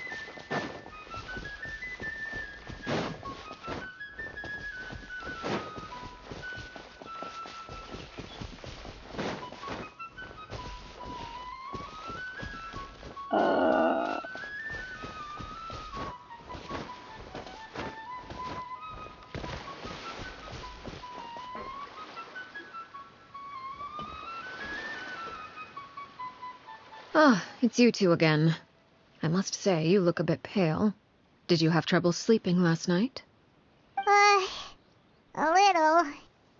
Perhaps if you had less on your mind, you'd be able to absolve yourself of such troubles. So what are you planning to do now? Catch up on some sleep? Or should I give you some time to rack your brain for a topic to discuss before I ask any questions? Although I must profess to being curious. Without Child here, how do you plan on distracting me? Yeah, I figured testing you. Us? Distract you? A good one. But no, we were just here for a chat. Yeah, Paimon. Paimon, please. Looks like you could have used some extra time to think. No matter. If you don't have any other plans, why don't you accompany me somewhere? Don't worry. I'll be sure to steer clear of any scheming children. The ocean breeze is sure nice today. So you know everything. Children always think they can hide things from the grown-ups. But nothing gets past me. Least of all a little scheming. I think I'll let them have at it for a little longer. I can be very patient. Okay. Well, I'll leave you to think things over. If you're so inclined, meet me outside the Palais Mermonia. Good things come to children who do as they're told. So I do hope you decide to tag along. If only for your friends' sakes. What should we do? She clearly knows about everything we've been doing, and Paimon doesn't think it'd be a stretch to say she was threatening us just now. Oh, this was a really slap pigeon. That pigeon. Oh, good idea. Hopefully he sees it in time. Well, we should probably head to the Palais Mermonia. Paimon doesn't want to find out what happens if we don't show up. Based on what the knave was saying just now, it sure didn't seem like it'd be anything good. Well, we don't have any other. Okay, then we probably shouldn't keep her waiting. It seems like Linny and the others are on thin ice, so let's do our best to not get them in any more trouble. And then, where do they keep that bird? Okay, well, I'm not gonna question too much.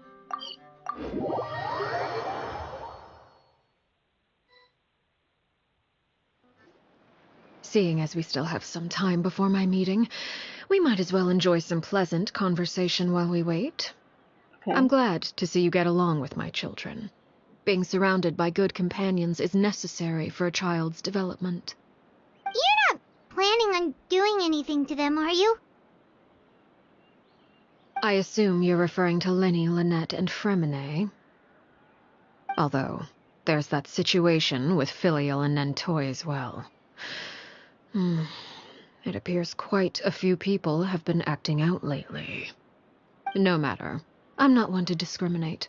All those who betray— Does that mean you're going to kill them? Oh. Are you here to beg for their lives? I think we need to skip her line there. I'm sorry to disappoint, but the rules of the house change for no one. In my organization, everyone is responsible for their own actions. But don't you care about them at all? They really respect you. They even call you father. You must feel something for them. Well, it has to deal with... Any organization in which feelings come before principles is one destined for ruin. The House of the Hearth is hardly an exception. You could say our principles are more stringent than most. Perhaps I can offer you this consolation at least. As our guests, you two will not be held accountable along with them. So, yeah, there's no way to... other way? I would imagine Linny, Lynette, and Fremine will be able to keep their lives. As for Filial, Nentoy, and the others, I'm afraid there's little I can do. They can try to escape, but once you know our secrets, there's no getting out alive. But that's awful. Ah, you seem concerned. Out of consideration for my guests, I suppose I could if Linny and the others manage to dispose of Claire V in the meantime, all evidence of their wrongdoing will be lost. In that case, I could hardly punish them for something I couldn't prove. If their efforts are unsuccessful, on the other hand, all will be held accountable. And the punishment will be severe. Of course. Oh, and here, I believe this belongs to you. Do try and keep better track of it next time. What the? It takes a considerable amount of time to train a bird like this. It would be such a pity if you were to lose it. Permanently. Wait, where did you get that? Yeah, how? Well, I'm afraid that's all the time we have to chat. Now, for the matter at hand. I asked you to meet me here because I have business at the Palais Mermonia. It has nothing to do with you, but I think it would be prudent for you to stick by my side for the time being. There will always be time later to run off and tell Linny what you've learned. Well, time to go. Looks like we wrapped things up just in time.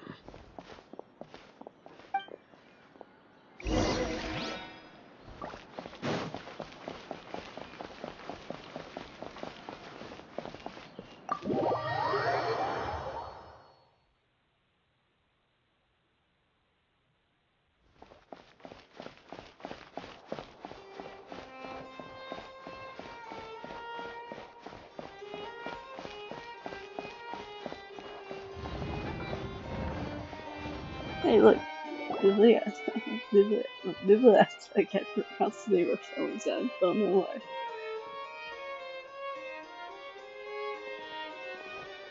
It's been a while, Monsieur Neuvillette. I must say, I wasn't expecting my meeting request to be approved quite so quickly. The Palais Mermonia operates with an efficiency worthy of admiration. It is only right that an esteemed diplomat such as yourself should be afforded the proper level of respect. Although, if I may speak plainly, I must confess that I did not anticipate we would have the occasion to meet again after presenting you with the Gnosis. I see you brought the Traveler and Paimon with you as well. If I may inquire as to the purpose of your visit.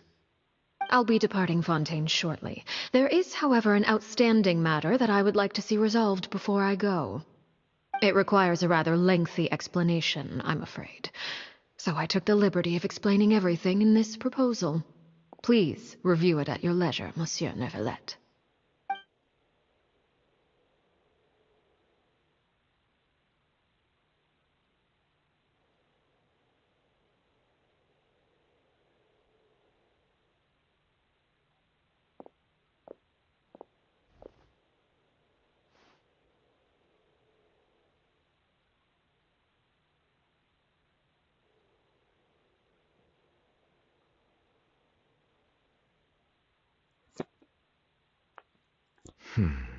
I understand your request.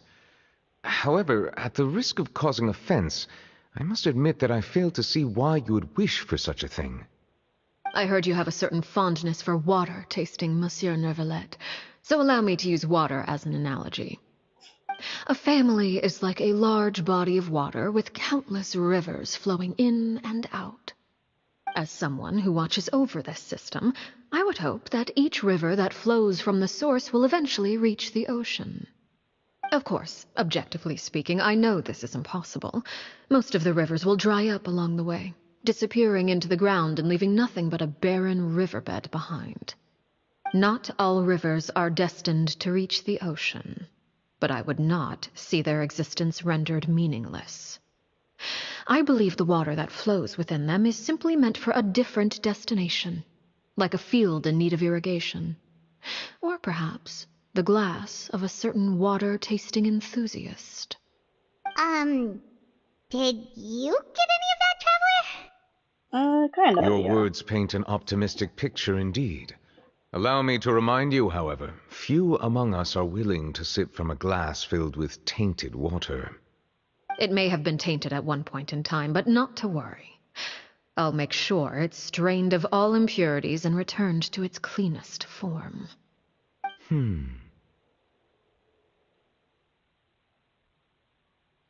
I seem to recall there being a transactional aspect to your proposal. Perhaps you could expound on that? If you accept my proposal, Monsieur Neuvillette, I will gradually withdraw my forces from Fontaine. And, unless absolutely necessary, I will no longer carry out any special missions within Fontaine. I presume I can take your words to mean that, in the future, cases similar to the Tartuffe assassination will cease to cross my desk? Tartuffe? Ah, that thief who embezzled funds from all those charities, you mean? My deepest condolences to his family, but without any evidence, I cannot imagine how the House of the Hearth might have been involved in his passing. Of course, if you accept my proposal, Monsieur Neuvillette, I'm sure certain measures could be taken to reduce the frequency of such troubles. You choose your words carefully indeed. In that case, I am inclined to accept your proposal. My thanks for your generosity, Monsieur Neuvillette. Well, with that settled, we should be going now. I took the liberty of bringing along 2 bottles of spring water from Snezhnaya for you to enjoy. I do hope I get the chance to hear your impressions. Perhaps at our next meeting, yes? Indeed. I trust you would not overlook your commitment in the meantime. All right, Traveler Paimon. Time to go.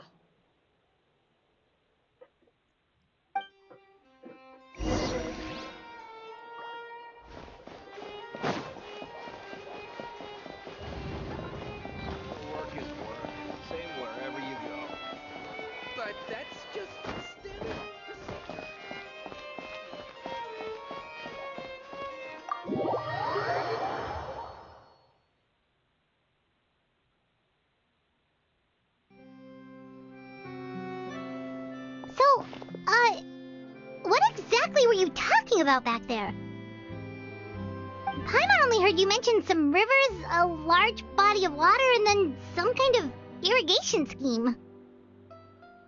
You really want to know? I would imagine there might be more pressing concerns at the moment. Lenny, Paimon really hopes everything's going okay.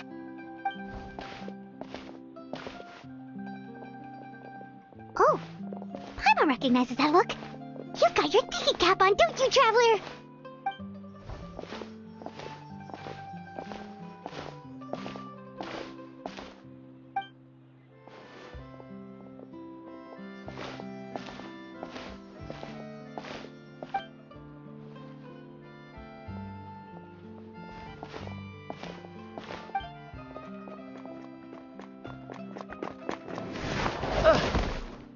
What the heck? Oh, shoot. Are you alright? Oh, jeez. I'm so sorry. I was so focused on selling these papers, I wasn't looking where I was going. Well, let me make it up to you at least. Here, take this paper. On the house.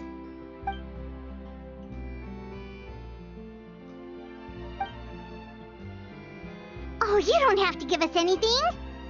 Please, I want to. It's not like I'm short on supply. All the extras will be useless come tomorrow anyway. It's my fault, really. I was just trying to bring home some extra mora for the family, but I bit off more than I can chew. I haven't had many takers today, so I'm still swimming in papers. What's going on here? Nothing much. I just ran into your friend here on accident. I should probably get going, actually, so... Hold on. Of course, I'm happy to compensate you with mora, it's just... I don't have any on me at the moment. I'll take 3 papers. Here, your payment. Oh! Thank you for your patronage. May the Archons bless you with good fortune. If only I had the chance to run into such generous customers every day. I should probably just take on a smaller inventory though, right? I'm getting married soon, so sometimes it's hard to not get ahead of myself. Anyway, I should head out. Goodbye! Well, now that my affairs are settled, we should take the boat back to Poisson. We've even acquired some light reading to enjoy along the way. Actually, why don't we stick around for a little longer? Paimon just realized how hungry she is. She can't head back to Poisson on an empty stomach.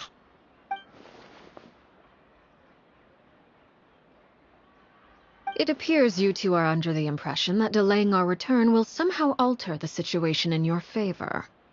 I'm sorry to ruin your fantasy, but your efforts are meaningless. That being said, I could be persuaded to give Linny some extra time. I just have one condition. Okay. If you agree to my request, I'll even answer some of your questions. You're quite curious about Claire V, are you not? And my relationship to her. Wait, why are you being so generous all of a sudden? You're not gonna ask us to do something bad, are you? You overestimate yourself. You don't have the talent for bad things. Then what can you possibly... The most important consideration in a negotiation is that both sides receive something they want. Demands and threats only get you so far. Okay, let's Wonderful.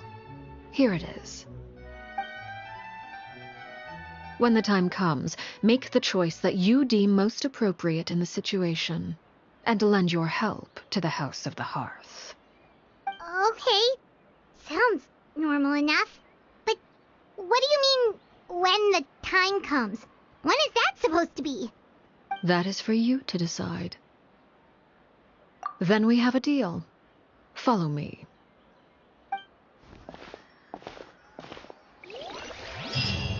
Looks like I was like slave, like or something like that. I don't know.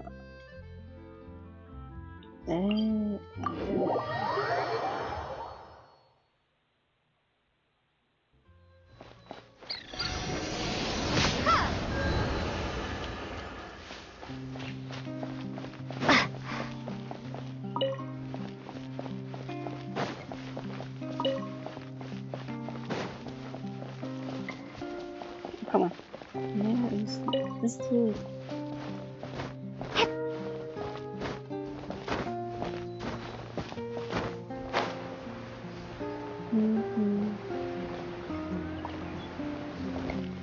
Okay, come on.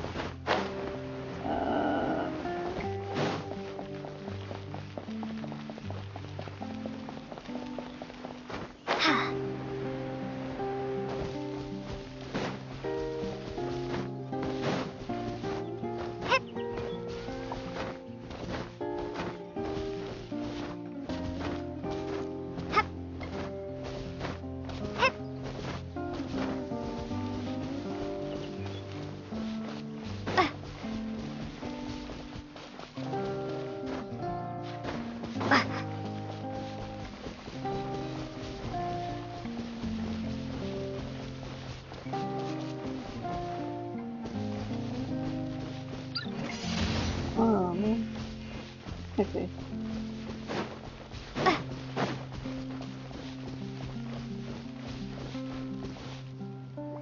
Wait, is this?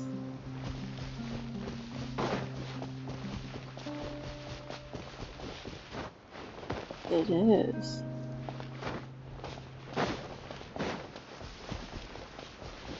What time is it? Let's see.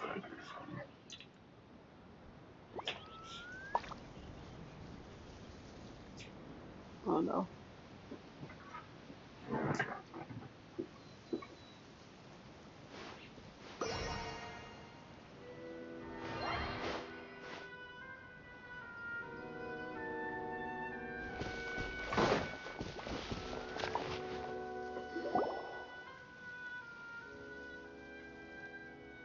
What is this place?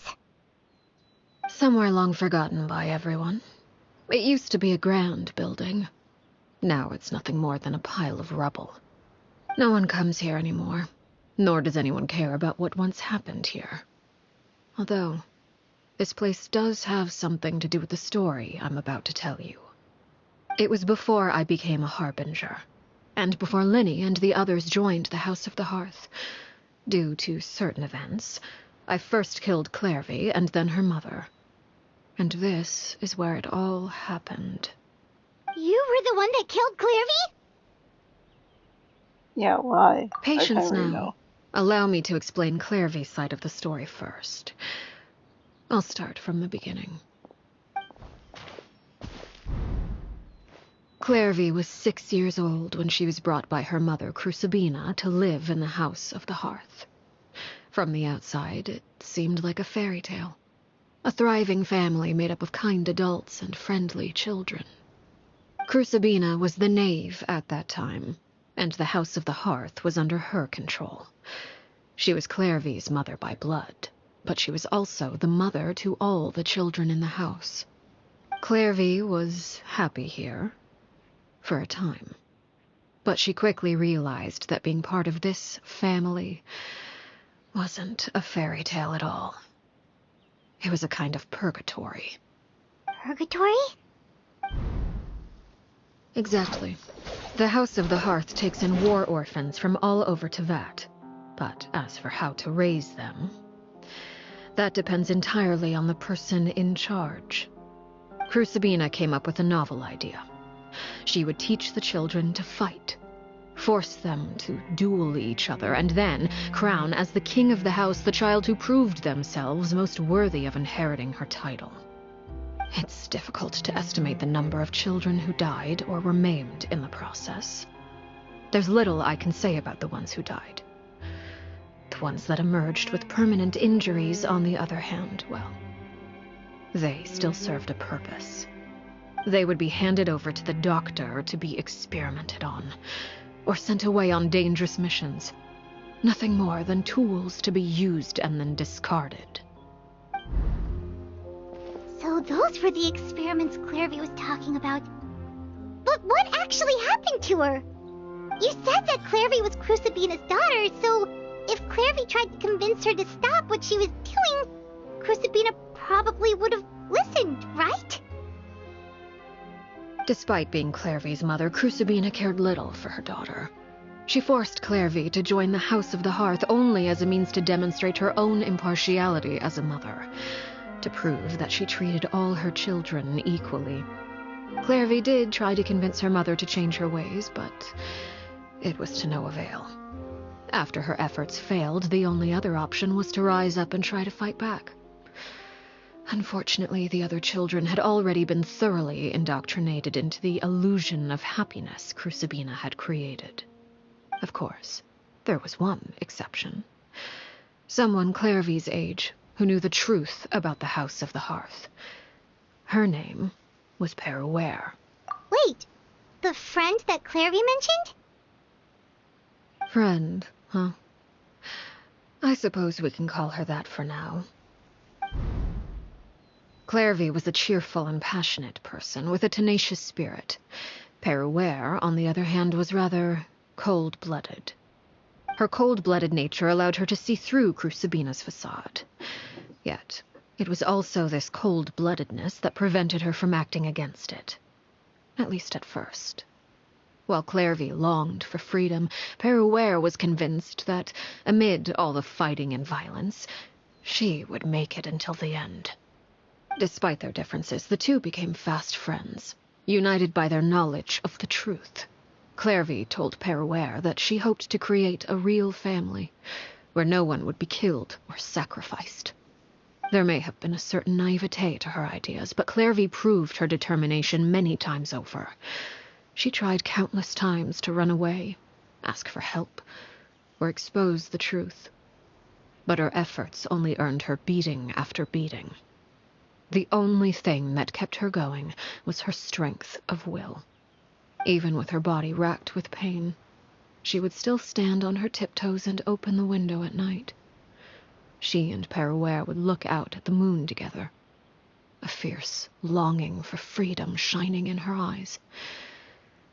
But one day that light simply vanished. Oh no. What happened? Her hopelessness resulted from a culmination of things. 10 years had passed. 10 years worth of failure after failure. She and Peruere weren't children anymore, but finding any chance to escape still seemed as hopeless as ever. It was during this time that Peruere suggested a new plan. If escaping was out of the question, why not take down the very person sitting on top of this throne of lies? Mother herself. Clairvy rejected that proposal. She claimed that, as a famous harbinger, Crucibina possessed an unimaginable amount of power. Trying to kill her would have an incredibly low chance of success. Clairvy never gave another reason, but Peruere could see it written all over her face. Clairvy still thought of Crucibina as her mother. Killing her own flesh and blood was a line she couldn't bring herself to cross. If she couldn't escape and fight back, then only one option remained. Yeah. Precisely. Death was the only way that she felt she could be free. It happened during a duel.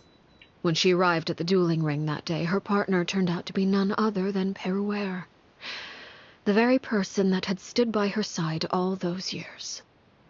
It was a fierce battle, but ultimately, Clairvy decided to let Peruere end her life. From that moment on, Peruere's journey was one written in flames. When the rain finally came and washed it all away, there she stood, the sole victor in Mother's endless game of slaughter. A trail of corpses strewn across her path to success. It was the very result she had predicted 10 years prior. Even then, she believed she would make it until the end. She wasn't surprised by the fact that she emerged as Mother's undisputed heir. Rather, her success left her with an inexplicable sense of restlessness. She was unsettled, and there was only one thing that could quell that sensation. Perhaps you two would like to take a guess as to what it was? Killing a person at the very top. Crucibina, you mean? But... Correct. This is the place where Peruware killed her best friend. A mere year later, this is also the place where she fought tooth and nail to kill the mother they shared. The moment she acted, any conception of what was right or wrong ceased to matter. It's one of the principles of the house. Only those who survive get to write the rules. Peruware won the battle, and became a harbinger herself. After which Her Majesty, the Tsaritsa, bestowed upon her a new name. Arleccino. So the Perry Clairvy was talking about, it was you all along. You're Peruware. Arleccino is just a name you got later. I left that name behind long ago. I must say, hearing it now does bring back memories. After I defeated Crucibina, the moniker of Mother died with her. I chose to forego the title she called herself, and even chose to give up my own name. I rebuilt the House of the Hearth under a new identity. Not only as Arleccino, but as father. And that is where the story ends. Any more questions? Yeah. Based on what you just told us, Clairvy wasn't a little kid when she was killed. So the Clairvy we met, was she really a spirit at all? I suppose you could call her an illusion born of flame. Her existence is like ashes to a fire. Something left over in the wake of blaze and ruin. You see, a certain power runs through my veins. It's not unlike a curse. My flames leave behind shadows of anything they consume.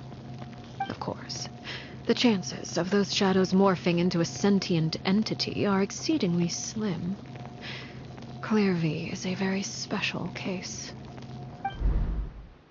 Clairvy died when she was 16 years old, but what emerged from the flames was her 6-year-old self. Her appearance wasn't the only thing affected.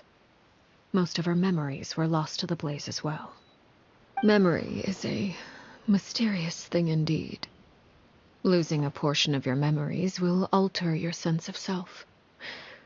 Lose 10 years' worth, however, and it would be like living in the past. Like returning to a version of yourself that never grew up. No wonder Paimon got such a weird feeling when we were talking to her. Perhaps I should put it this way. Clairvy is someone trapped in time. It may seem like she exists with us in the present, but she truly lives in the confines of her own past. So if all of that is true, then you must have known about Clairvy for a long time. Indeed. She's a rather volatile and unstable entity. Sometimes she would look after the children. She would hide. She's trapped in her 6-year-old self! She's still your friend! At least talk to her first! It's too late for that.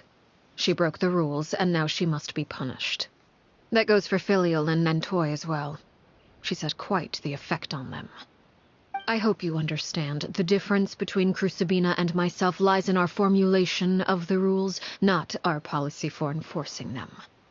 Upholding the rules without question is a trait we both share, because that is how a household should be run. Is this really what you want to do? Yeah, I just spoke. Whatever could you mean? Don't you want to say a proper goodbye at least?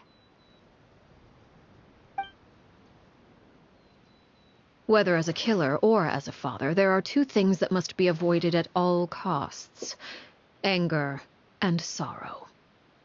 Anger makes you impulsive. Sorrow causes you to waver.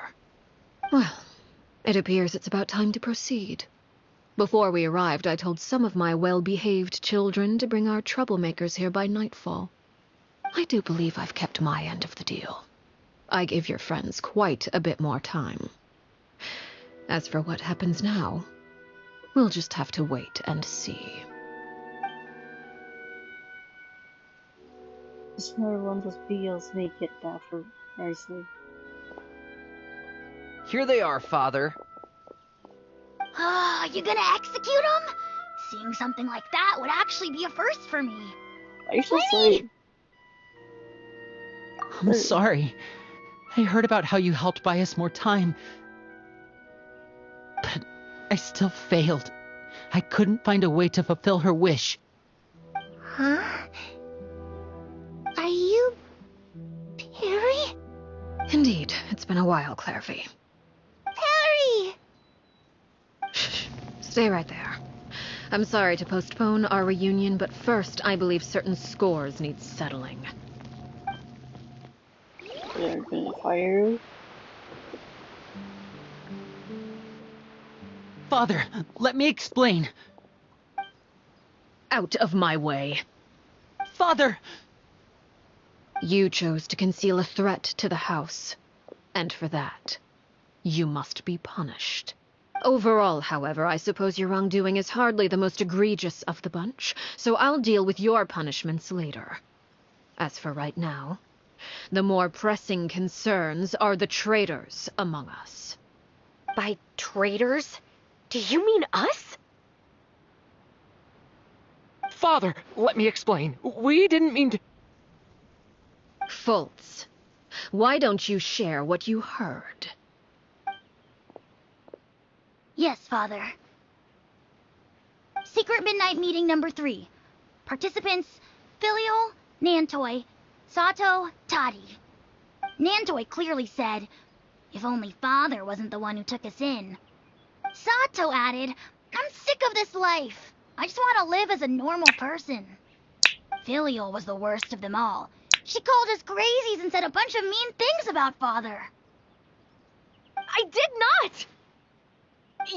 You're lying! Fultz is trying to frame us. It's not like I'm the only one who heard those things. After that, you and Toddy and a bunch of other people started talking about Clairvy. You were using all those things Clairvy brought up as an excuse to question Father. We're birds locked in a cage. The only way out is to destroy it. That's what you said, wasn't it? You little... You just want me gone, don't you? What did I ever do to you, huh? And you, Sheplo, have you forgotten who stood by your sickbed, watched over you, and changed your dressings? Come on, let's hear it then. What's your reason for all this?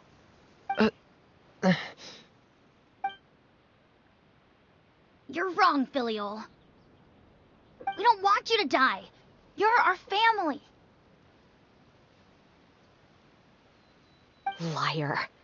You wouldn't be doing this if that were the case. So why? Why have you backed us into a corner? We all live in the House of the Hearth. You know the type of work we do, Filial. A single betrayal can cost dozens of us our lives. It's not like it's never happened before. That kind of thing is hard to forget. That's why the House of the Hearth cannot tolerate any form of betrayal. Ever since we came to Poisson, you've had 7 secret meetings. A lot of the things you talked about really crossed the line. You've been spying on us for half a month? Wait a second. Now that I think about it, the move to Poisson was just a way to make it easier to spy on us, wasn't it? Because we were all in one place. You've had this planned all along. Filial, Nantoi, I'm sorry. I owe you both my life. I owe Clairvy too. If it weren't for all your help after I got poisoned, I wouldn't be standing here today. If this were any other situation, I would do anything to repay that kindness, even if it cost me my life. But rules are rules. I'm sorry. My hands are tied. Why? Why? That's enough, Filial. We made a mistake, and we should own up to it. We broke the rules, plain and simple. And now we have to face the consequences. I'm sorry, Chapleau. Fultz. I'm sorry, Father. We accept our punishment. Chapleau, According to the rules of the House of the Hearth, how should these traitors be punished? All those who betray the house pay with their lives. And so it shall be.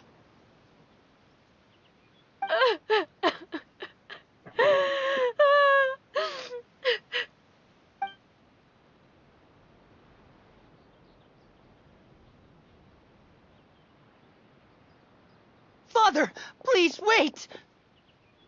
Something you want to say, Linny? Please reconsider, Father.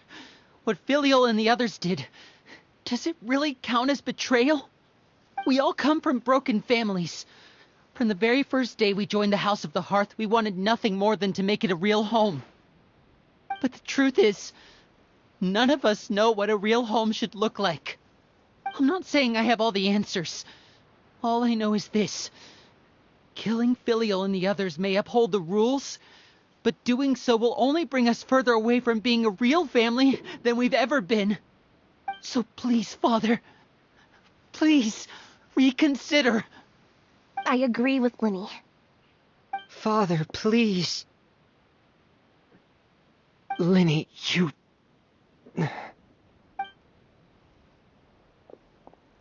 I also agree with Linny.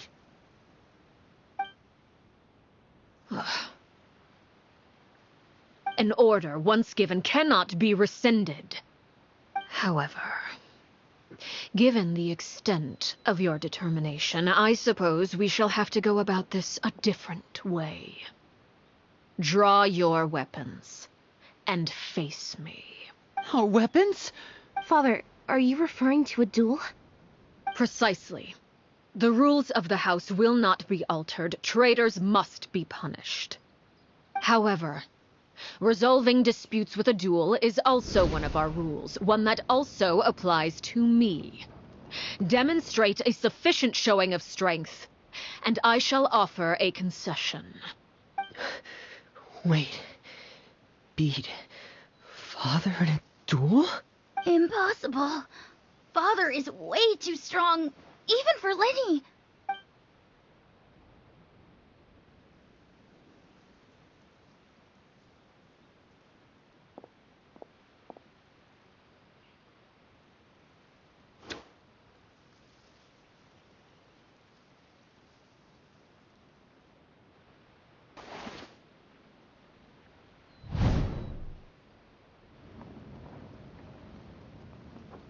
Did you hear that, Traveler? Linny and the others have to duel the knave. What should we do? Can they really win something like that? If they lose, those people from the house are really going to be executed. Hey, are you listening?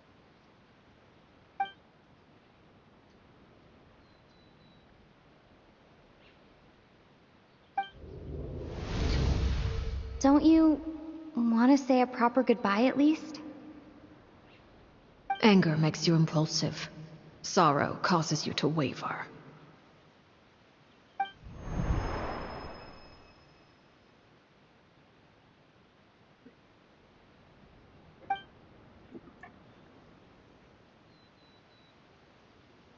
Oh, looking at that expression on her face, she seems really serious about this.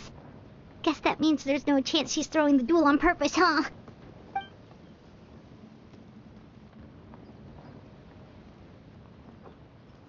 When guests are around, families are often on their best behavior. And any disputes are less likely to escalate. When the time comes, make the choice that you deem most appropriate in the situation, and lend your help to the House of the Hearth. What's wrong, Traveler? Hey, where are you going? Traveler? You're asking to join the duel against the knave? I'll allow it. We do have a ready-made dueling ring at our disposal, after all.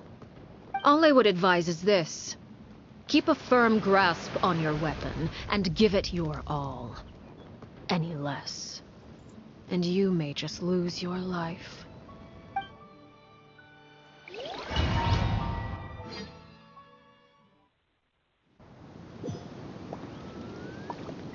Okay.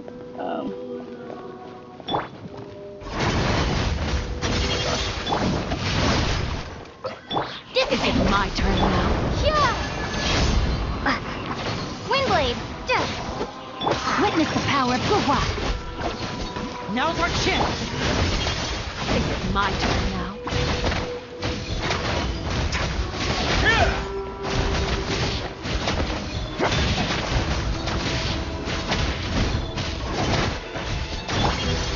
Is it my turn now? With these rising flames! Father's even stronger than I expected. Now that's more like it.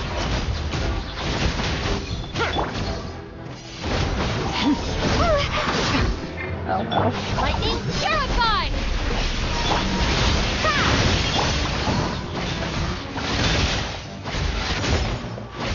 If I really have to draw my blade, then...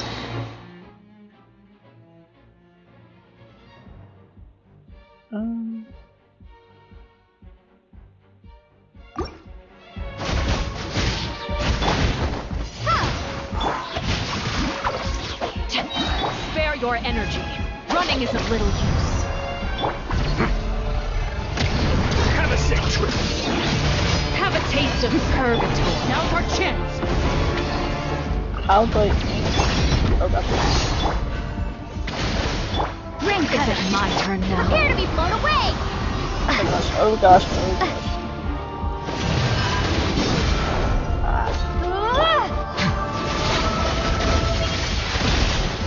You alright? How amusing. Oh gosh.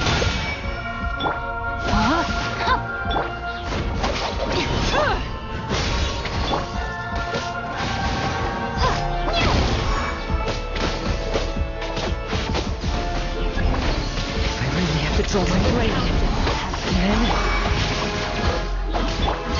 Fly tangled in a web. Spare your energy. Running is of little use. With these rising flames.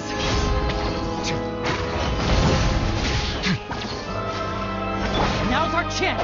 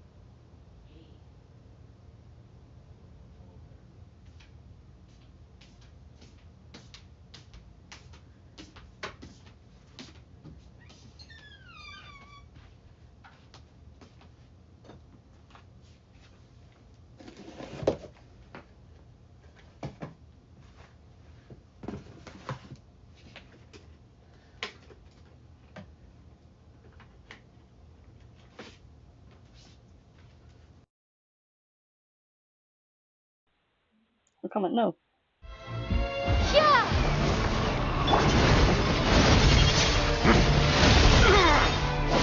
A moment, please.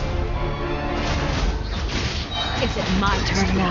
Father's even stronger than I expected. Stop saying it.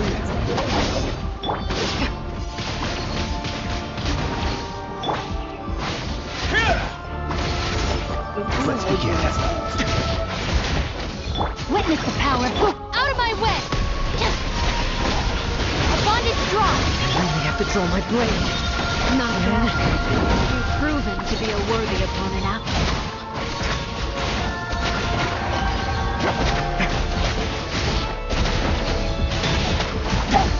Come on. Spare your energy. Running is of little use. What? Oh. Okay, now it's getting to a second base. Okay.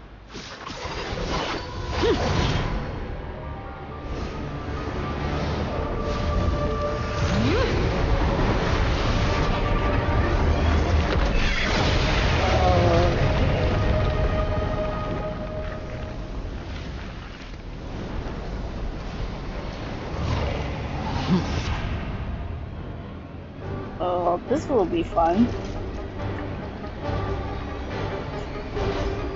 This only showcases the two of us, though. Kindness has been seared away. My blade is now. Now's our chance. That remains. Over here!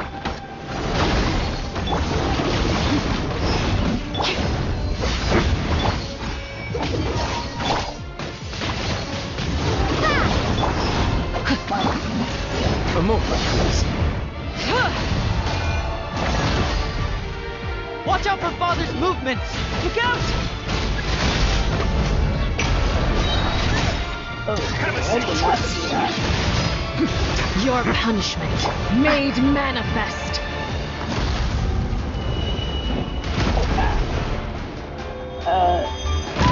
What? Oh no. Over here! Now's our chance.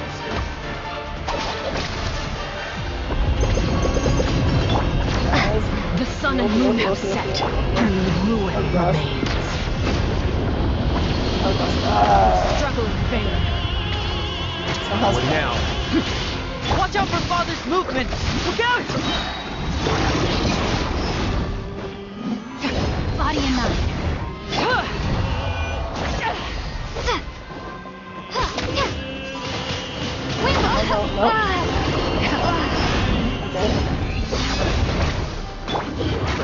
Now's our chance!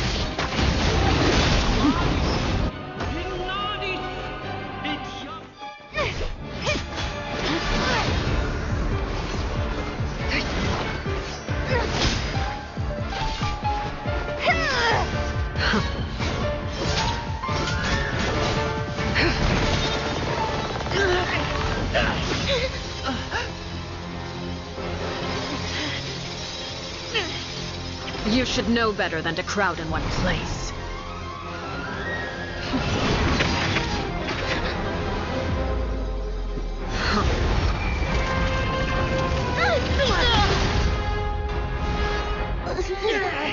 Oh, I know. No! I'm sorry, Father!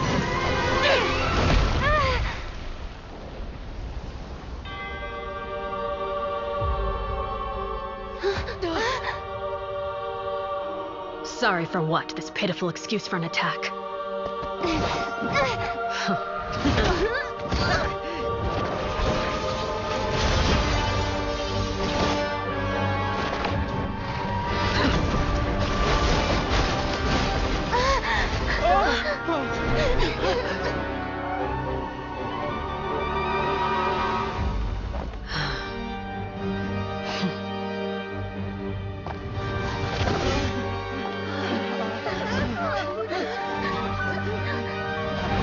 Father, no!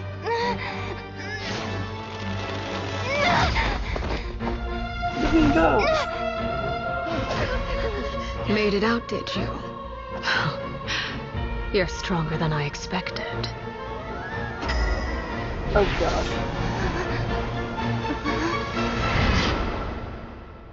Wait, domain expansion? Oh my gosh, domain expansion. Crimson Moon. I can't move. Oh my gosh.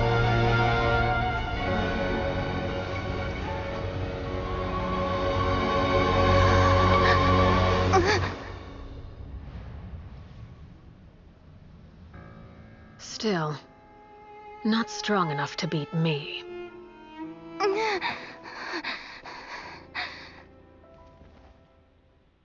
Oh my gosh, it's scary.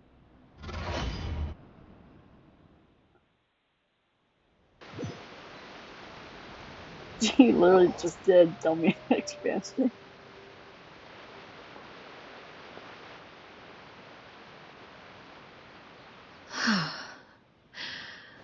I believe we can end things here. It's not often that we get to enjoy the company of guests, after all. We wouldn't want things to get too out of hand. Brother, are you alright? Lenny. Given that I am the victor of this duel, as agreed, the punishment stands. No! I never thought things would end like this. However, everyone involved in the duel demonstrated a remarkable level of strength and determination. In light of this, I'm prepared to change the method of execution. Elwar, the bottled flames I gave you for safekeeping. Do you still have them? Yes? I wasn't sure what they were for, but I've kept them super safe. I didn't lose a single one. Wonderful. Then, in just a moment, I'll have you administer them. Bottled flames? Indeed. They're the product of a secret experiment. Under certain special circumstances, flames can be extracted from my person and preserved. Once ingested, searing pain will spread across every inch of your body. No harm will come to you physically, but your memories will be burned away. If you can withstand the pain. When you awake, you'll have forgotten everything you know about the House of the Hearth, and will be expelled from the organization. In other words, administering this concoction will kill the version of you that grew up in the house, and give you a new identity.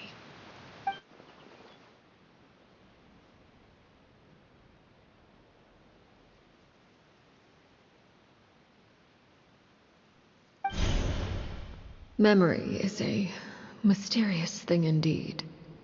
Losing a portion of your memories will alter your sense of self.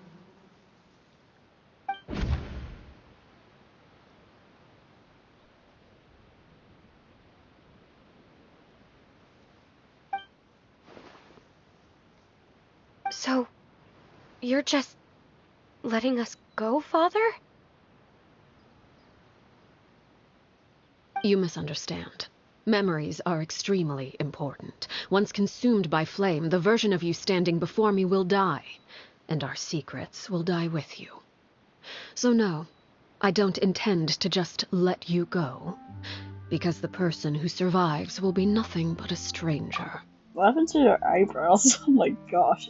Even so, I won't have to live in fear anymore. I'm sorry, Father. I'm sorry I let you down. But I really... Don't cry, Filial. You haven't left the house yet, so there are still rules to be followed, yes? Remember what I taught you. Anger makes you impulsive, sorrow causes you to waver. Don't let yourself be controlled by your emotions. Of course. I'll remember.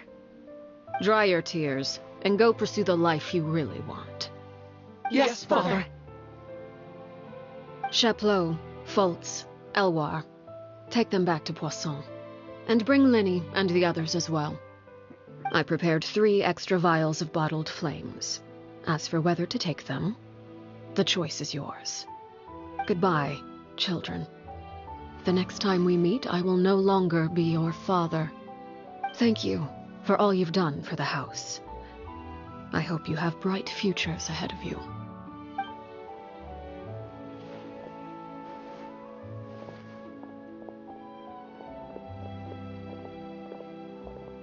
Father.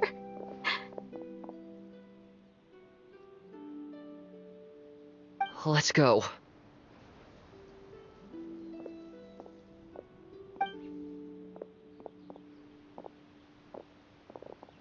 Here, grab my arm, Linny. I'll help you walk back. Thank you.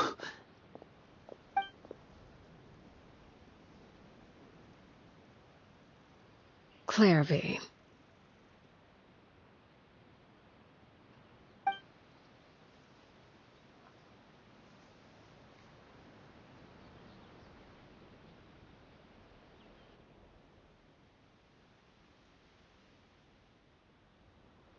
Can we talk now?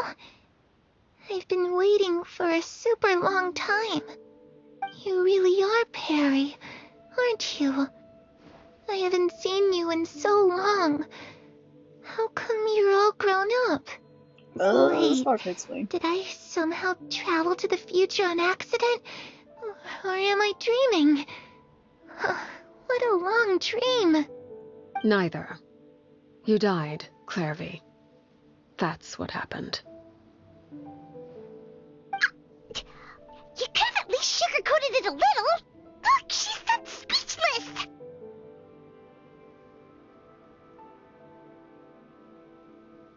If this is really Charlie's younger self, then I would say that she's probably had enough lives. Oh. Okay then.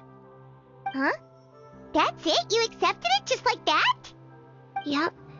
If that's what Perry says happened, then I believe her. Perry wouldn't lie to me. Plus, I don't really need to know why I'm like this. I'm more curious about what happens in the future. If you're a harbinger now, Perry, that means Mother is gone, isn't she? Can you tell me about it? I want to know what happened to her. And to me. You never stopped trying to defy fate. At first, no one believed you. You could only vent your frustrations to the moon. In fact, you often sought comfort in the night sky. You wanted to see the aurora, so one night we promised each other we would go to Snezhnaya to see it together. Later on, you tried to run away, but you were brought back each time. Mother spared your life, but it wasn't out of kindness. Instead, she decided to make an example of you by slowly torturing you over time. That way, the other children would know what happens to traitors. Still, you never gave up. Mother hoped that through ruthless duel after ruthless duel, she would be able to crown an ultimate victor among the children she raised. But you called on everyone to unite, to fight to a draw in order to reduce casualties. Your efforts may have only delayed the inevitable, but still. You gave them hope. You tried everything you could think of, but every attempt ended in failure. Still, you never turned your sword on Crucibina, and you never turned it on me. On that gloomy day, you told me, "For the last 16 years of my life, I've done everything I can to fight for freedom. But now, I realize that the only freedom I truly possess is the freedom to choose to die." I never imagined I would say something like that. I must have been feeling really worn down. But somehow, I still think I understand. According to Mother's plan, only one of us was going to make it until the end.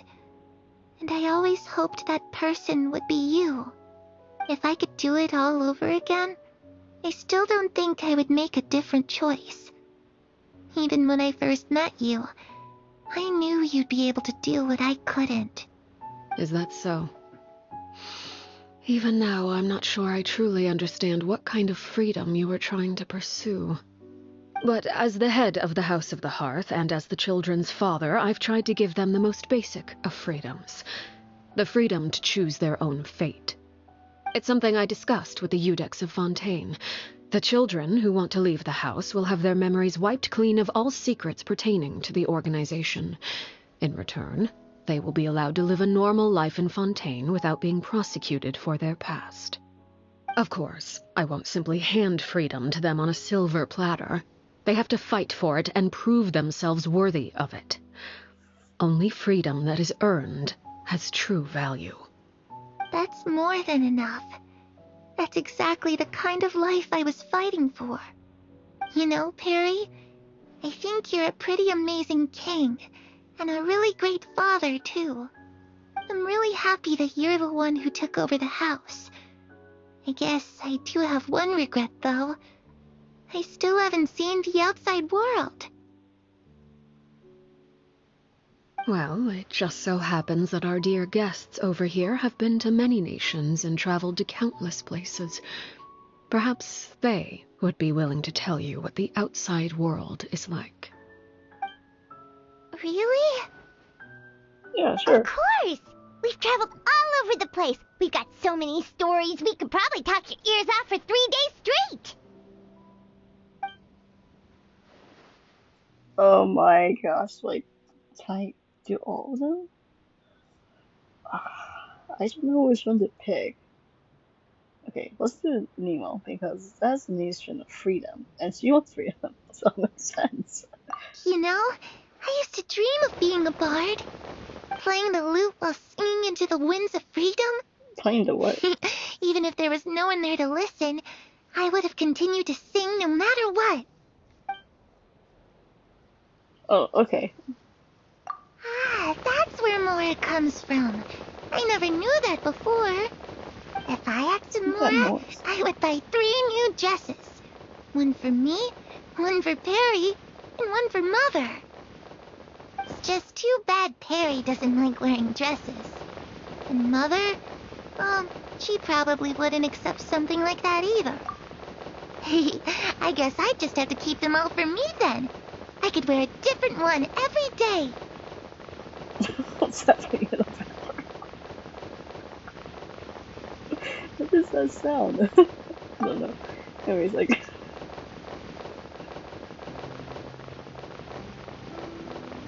Those yokai you mentioned, what do they look like? I once saw a drawing of this one guy with horns on his head and a super scary face. Are there any yokai like that? Oh, it sounds like you're talking about an Oni. Yep, we've met one, and let Paimon tell you, they're not nearly as scary as they look. I still don't know what the heck this is. I was always too afraid to skip Mother's fighting lessons. But at the academia, I bet you could do all sorts of secret things in class. Things that have nothing to do with studying. I'm just kidding. Being able to study whatever you want without having to fear for your life actually sounds pretty great. Oh, no, I want to do the Fontaine. Oh, I should have done Fontaine. Oh, dang it. The situation was super dangerous. Lenny and Lynette were accused of committing a crime, and they were going to have to stand trial at the Opera Epicles. Oh no, that must have been hard for all of you. What happened next? Don't worry, we were able to turn the situation around super quickly. All thanks to Detective Paimon, of course. How'd you do that? Come on, tell me. Okay, so it was like this. After the failed magic show, we rushed to the scene and...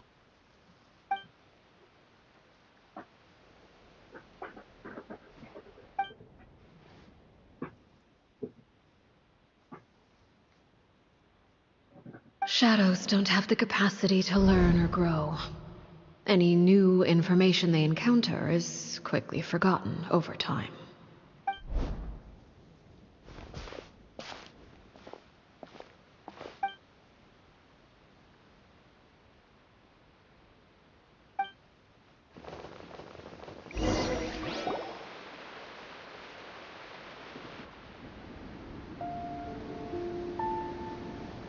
Clairvy, you've worked tirelessly from the shadows to overthrow the House of the Hearth. Now, By my authority as the knave, I shall announce how this matter ends. You are hereby expelled from the House of the Hearth. You are no longer tied to this place, nor are you bound by its rules. You're saying that I can finally leave? I get to experience the outside world as well? Oh, I almost forgot. There's no one getting older for me. Still, seeing who you grew up to be makes me really happy, Parallel. Take care of yourself. Goodbye. May we meet again someday.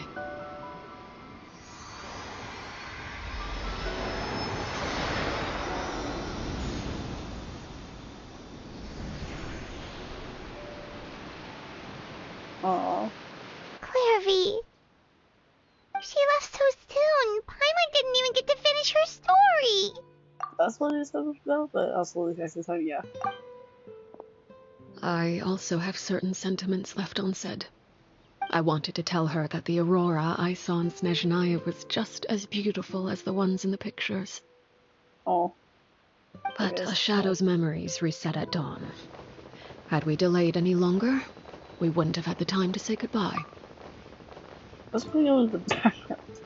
Whatever regrets may linger, let them be lost to the coming of a new day. Father? It's Linny! Hey, Linny!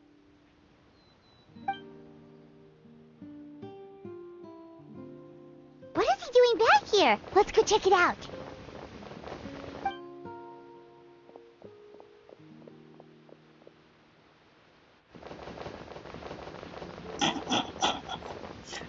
I can't take this seriously. Father, the bottled flames have been administered. Filial and the others have left the house. And you? What have you decided? Thank you for giving us that choice, Father. But we never wanted to leave the house. It's the only home we've ever known. Lynette and Fremine feel the same way.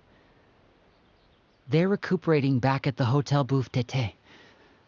But I decided to come back and tell you where we stood.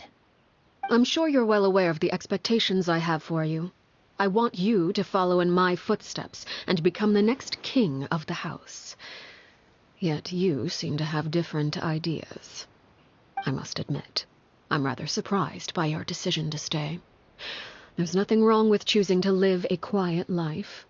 Leading this organization is a heavy responsibility, one not so easily carried by someone forced onto the throne. I just never understood what you saw in me. What made you believe I was deserving of that throne? You're brave, talented, and, most importantly, you cherish your family. You would do anything to protect them, even if it costs you your life.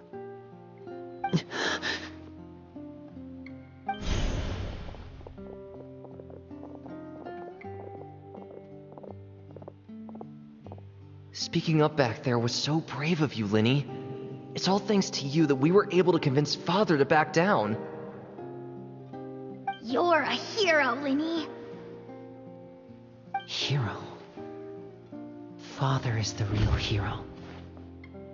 Had Father gone all out during the duel, there's no way I would have walked away with my life.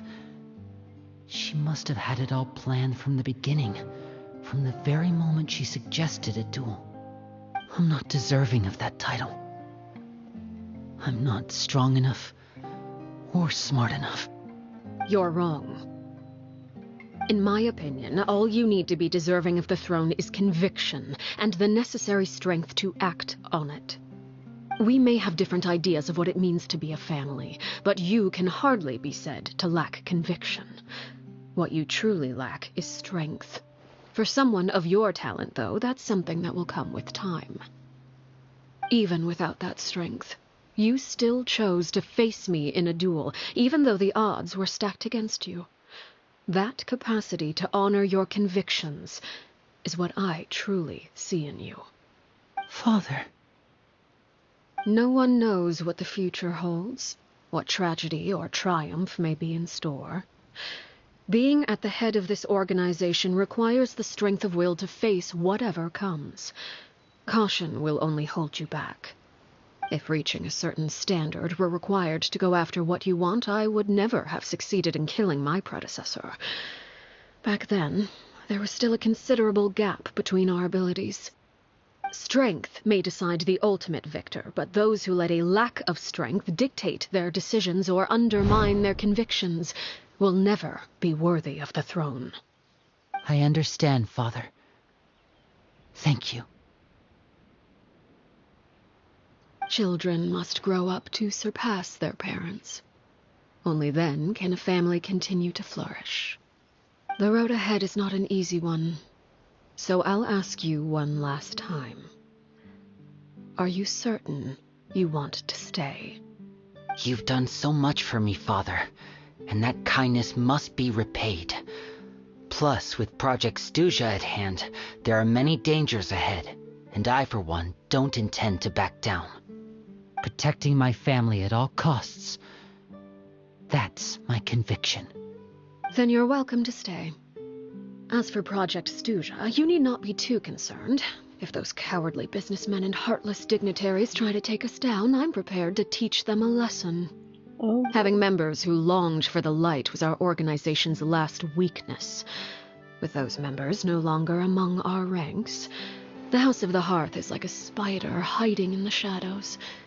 We need only wait for our prey to come to us.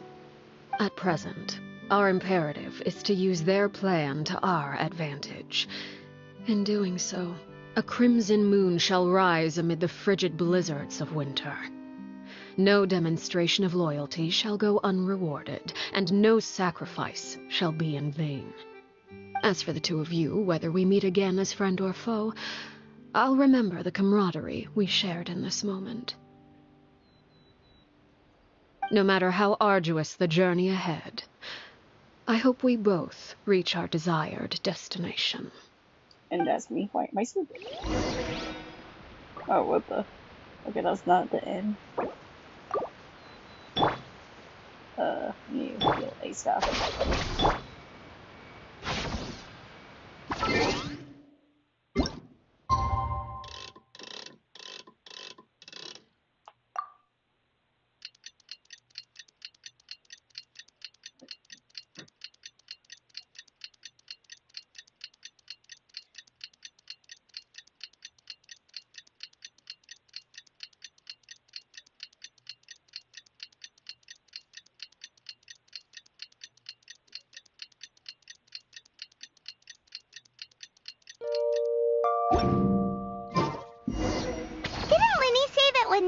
Remine were recovering at the Hotel Booth d'été? Oh, Paimon wonders how they're doing. Maybe we should go check on them.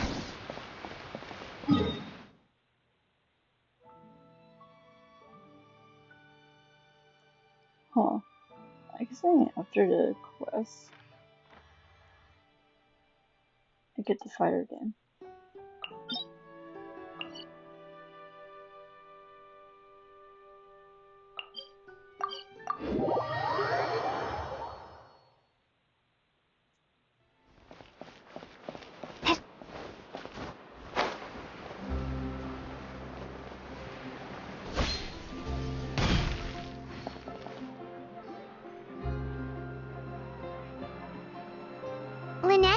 Remine, how are you feeling? Much better. Whew, what a relief. What about you? Are you feeling alright? What the heck is this? I knew you'd come out unscathed. Us, on the other hand, well, we've been bedridden for 2 days. I couldn't even turn over. Oh, and I wanted to ask, is Claire V gone? Yeah. Linny and the other members have left Poisson and returned to the House of the Hearth. according to him, there haven't been any more sightings of a spirit roaming the house. I see. I'm glad. Father came to check up on us 2 days ago and told us about what happened with Crusabina and Clairvy. Actually, I've met Crusabina before.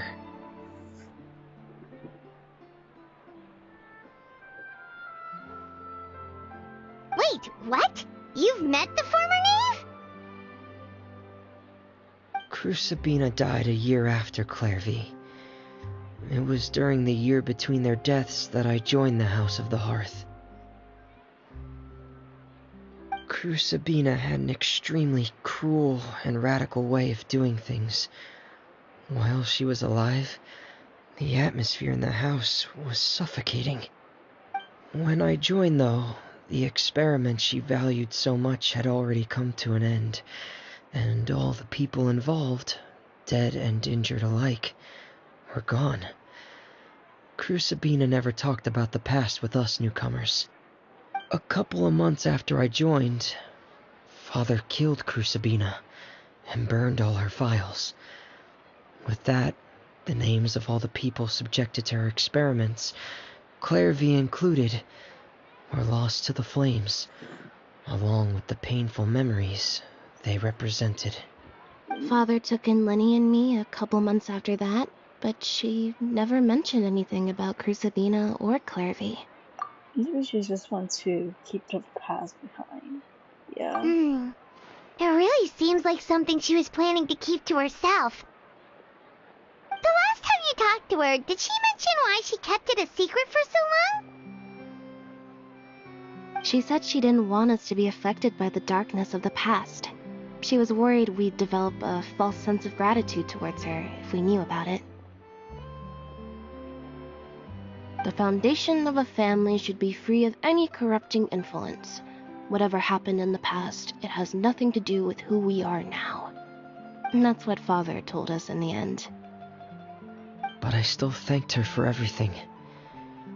It was only after hearing about what Crusabina did that I finally realized how insignificant our lives could have been. The members of the house meant nothing to her. To say that she valued them in any way, even just as a tool, would probably be giving her too much credit. If Father hadn't taken over the House of the Hearth, I probably would have already... She saved you. Father rarely brings up the fact that she saved us. She doesn't believe that being indebted to her should be what ties us together. But even if we didn't owe her anything, we would still choose to stay. Because this is our home. We may have arguments or times when we feel wronged. Some people may even choose to leave. But as long as Father is here, we will always have a home. Whether the path before us is bathed in sunlight or shrouded in shadow, we'll follow Father wherever she chooses to go. So I wanted to say thank you for helping us make it through this crisis. Without your help, we could have lost a lot more along the way. Oh, we didn't do anything, really. Yeah, this is... Of course. You're welcome anytime. Are Filio and Nantoy okay? I actually saw them at a cafe this morning. They didn't recognize me. From what I could tell, they were drinking coffee and talking about one of the operas that started running recently. They seemed happy. If I had to take a guess, I would say they finally found the kind of life they always wished for. Oh. That was cute. Oh yeah, you got a fireplace too, cool. Now for the other ones. Let's do story time, other time, and these other quests that I need to do. Anyways, I'm gonna end stream now.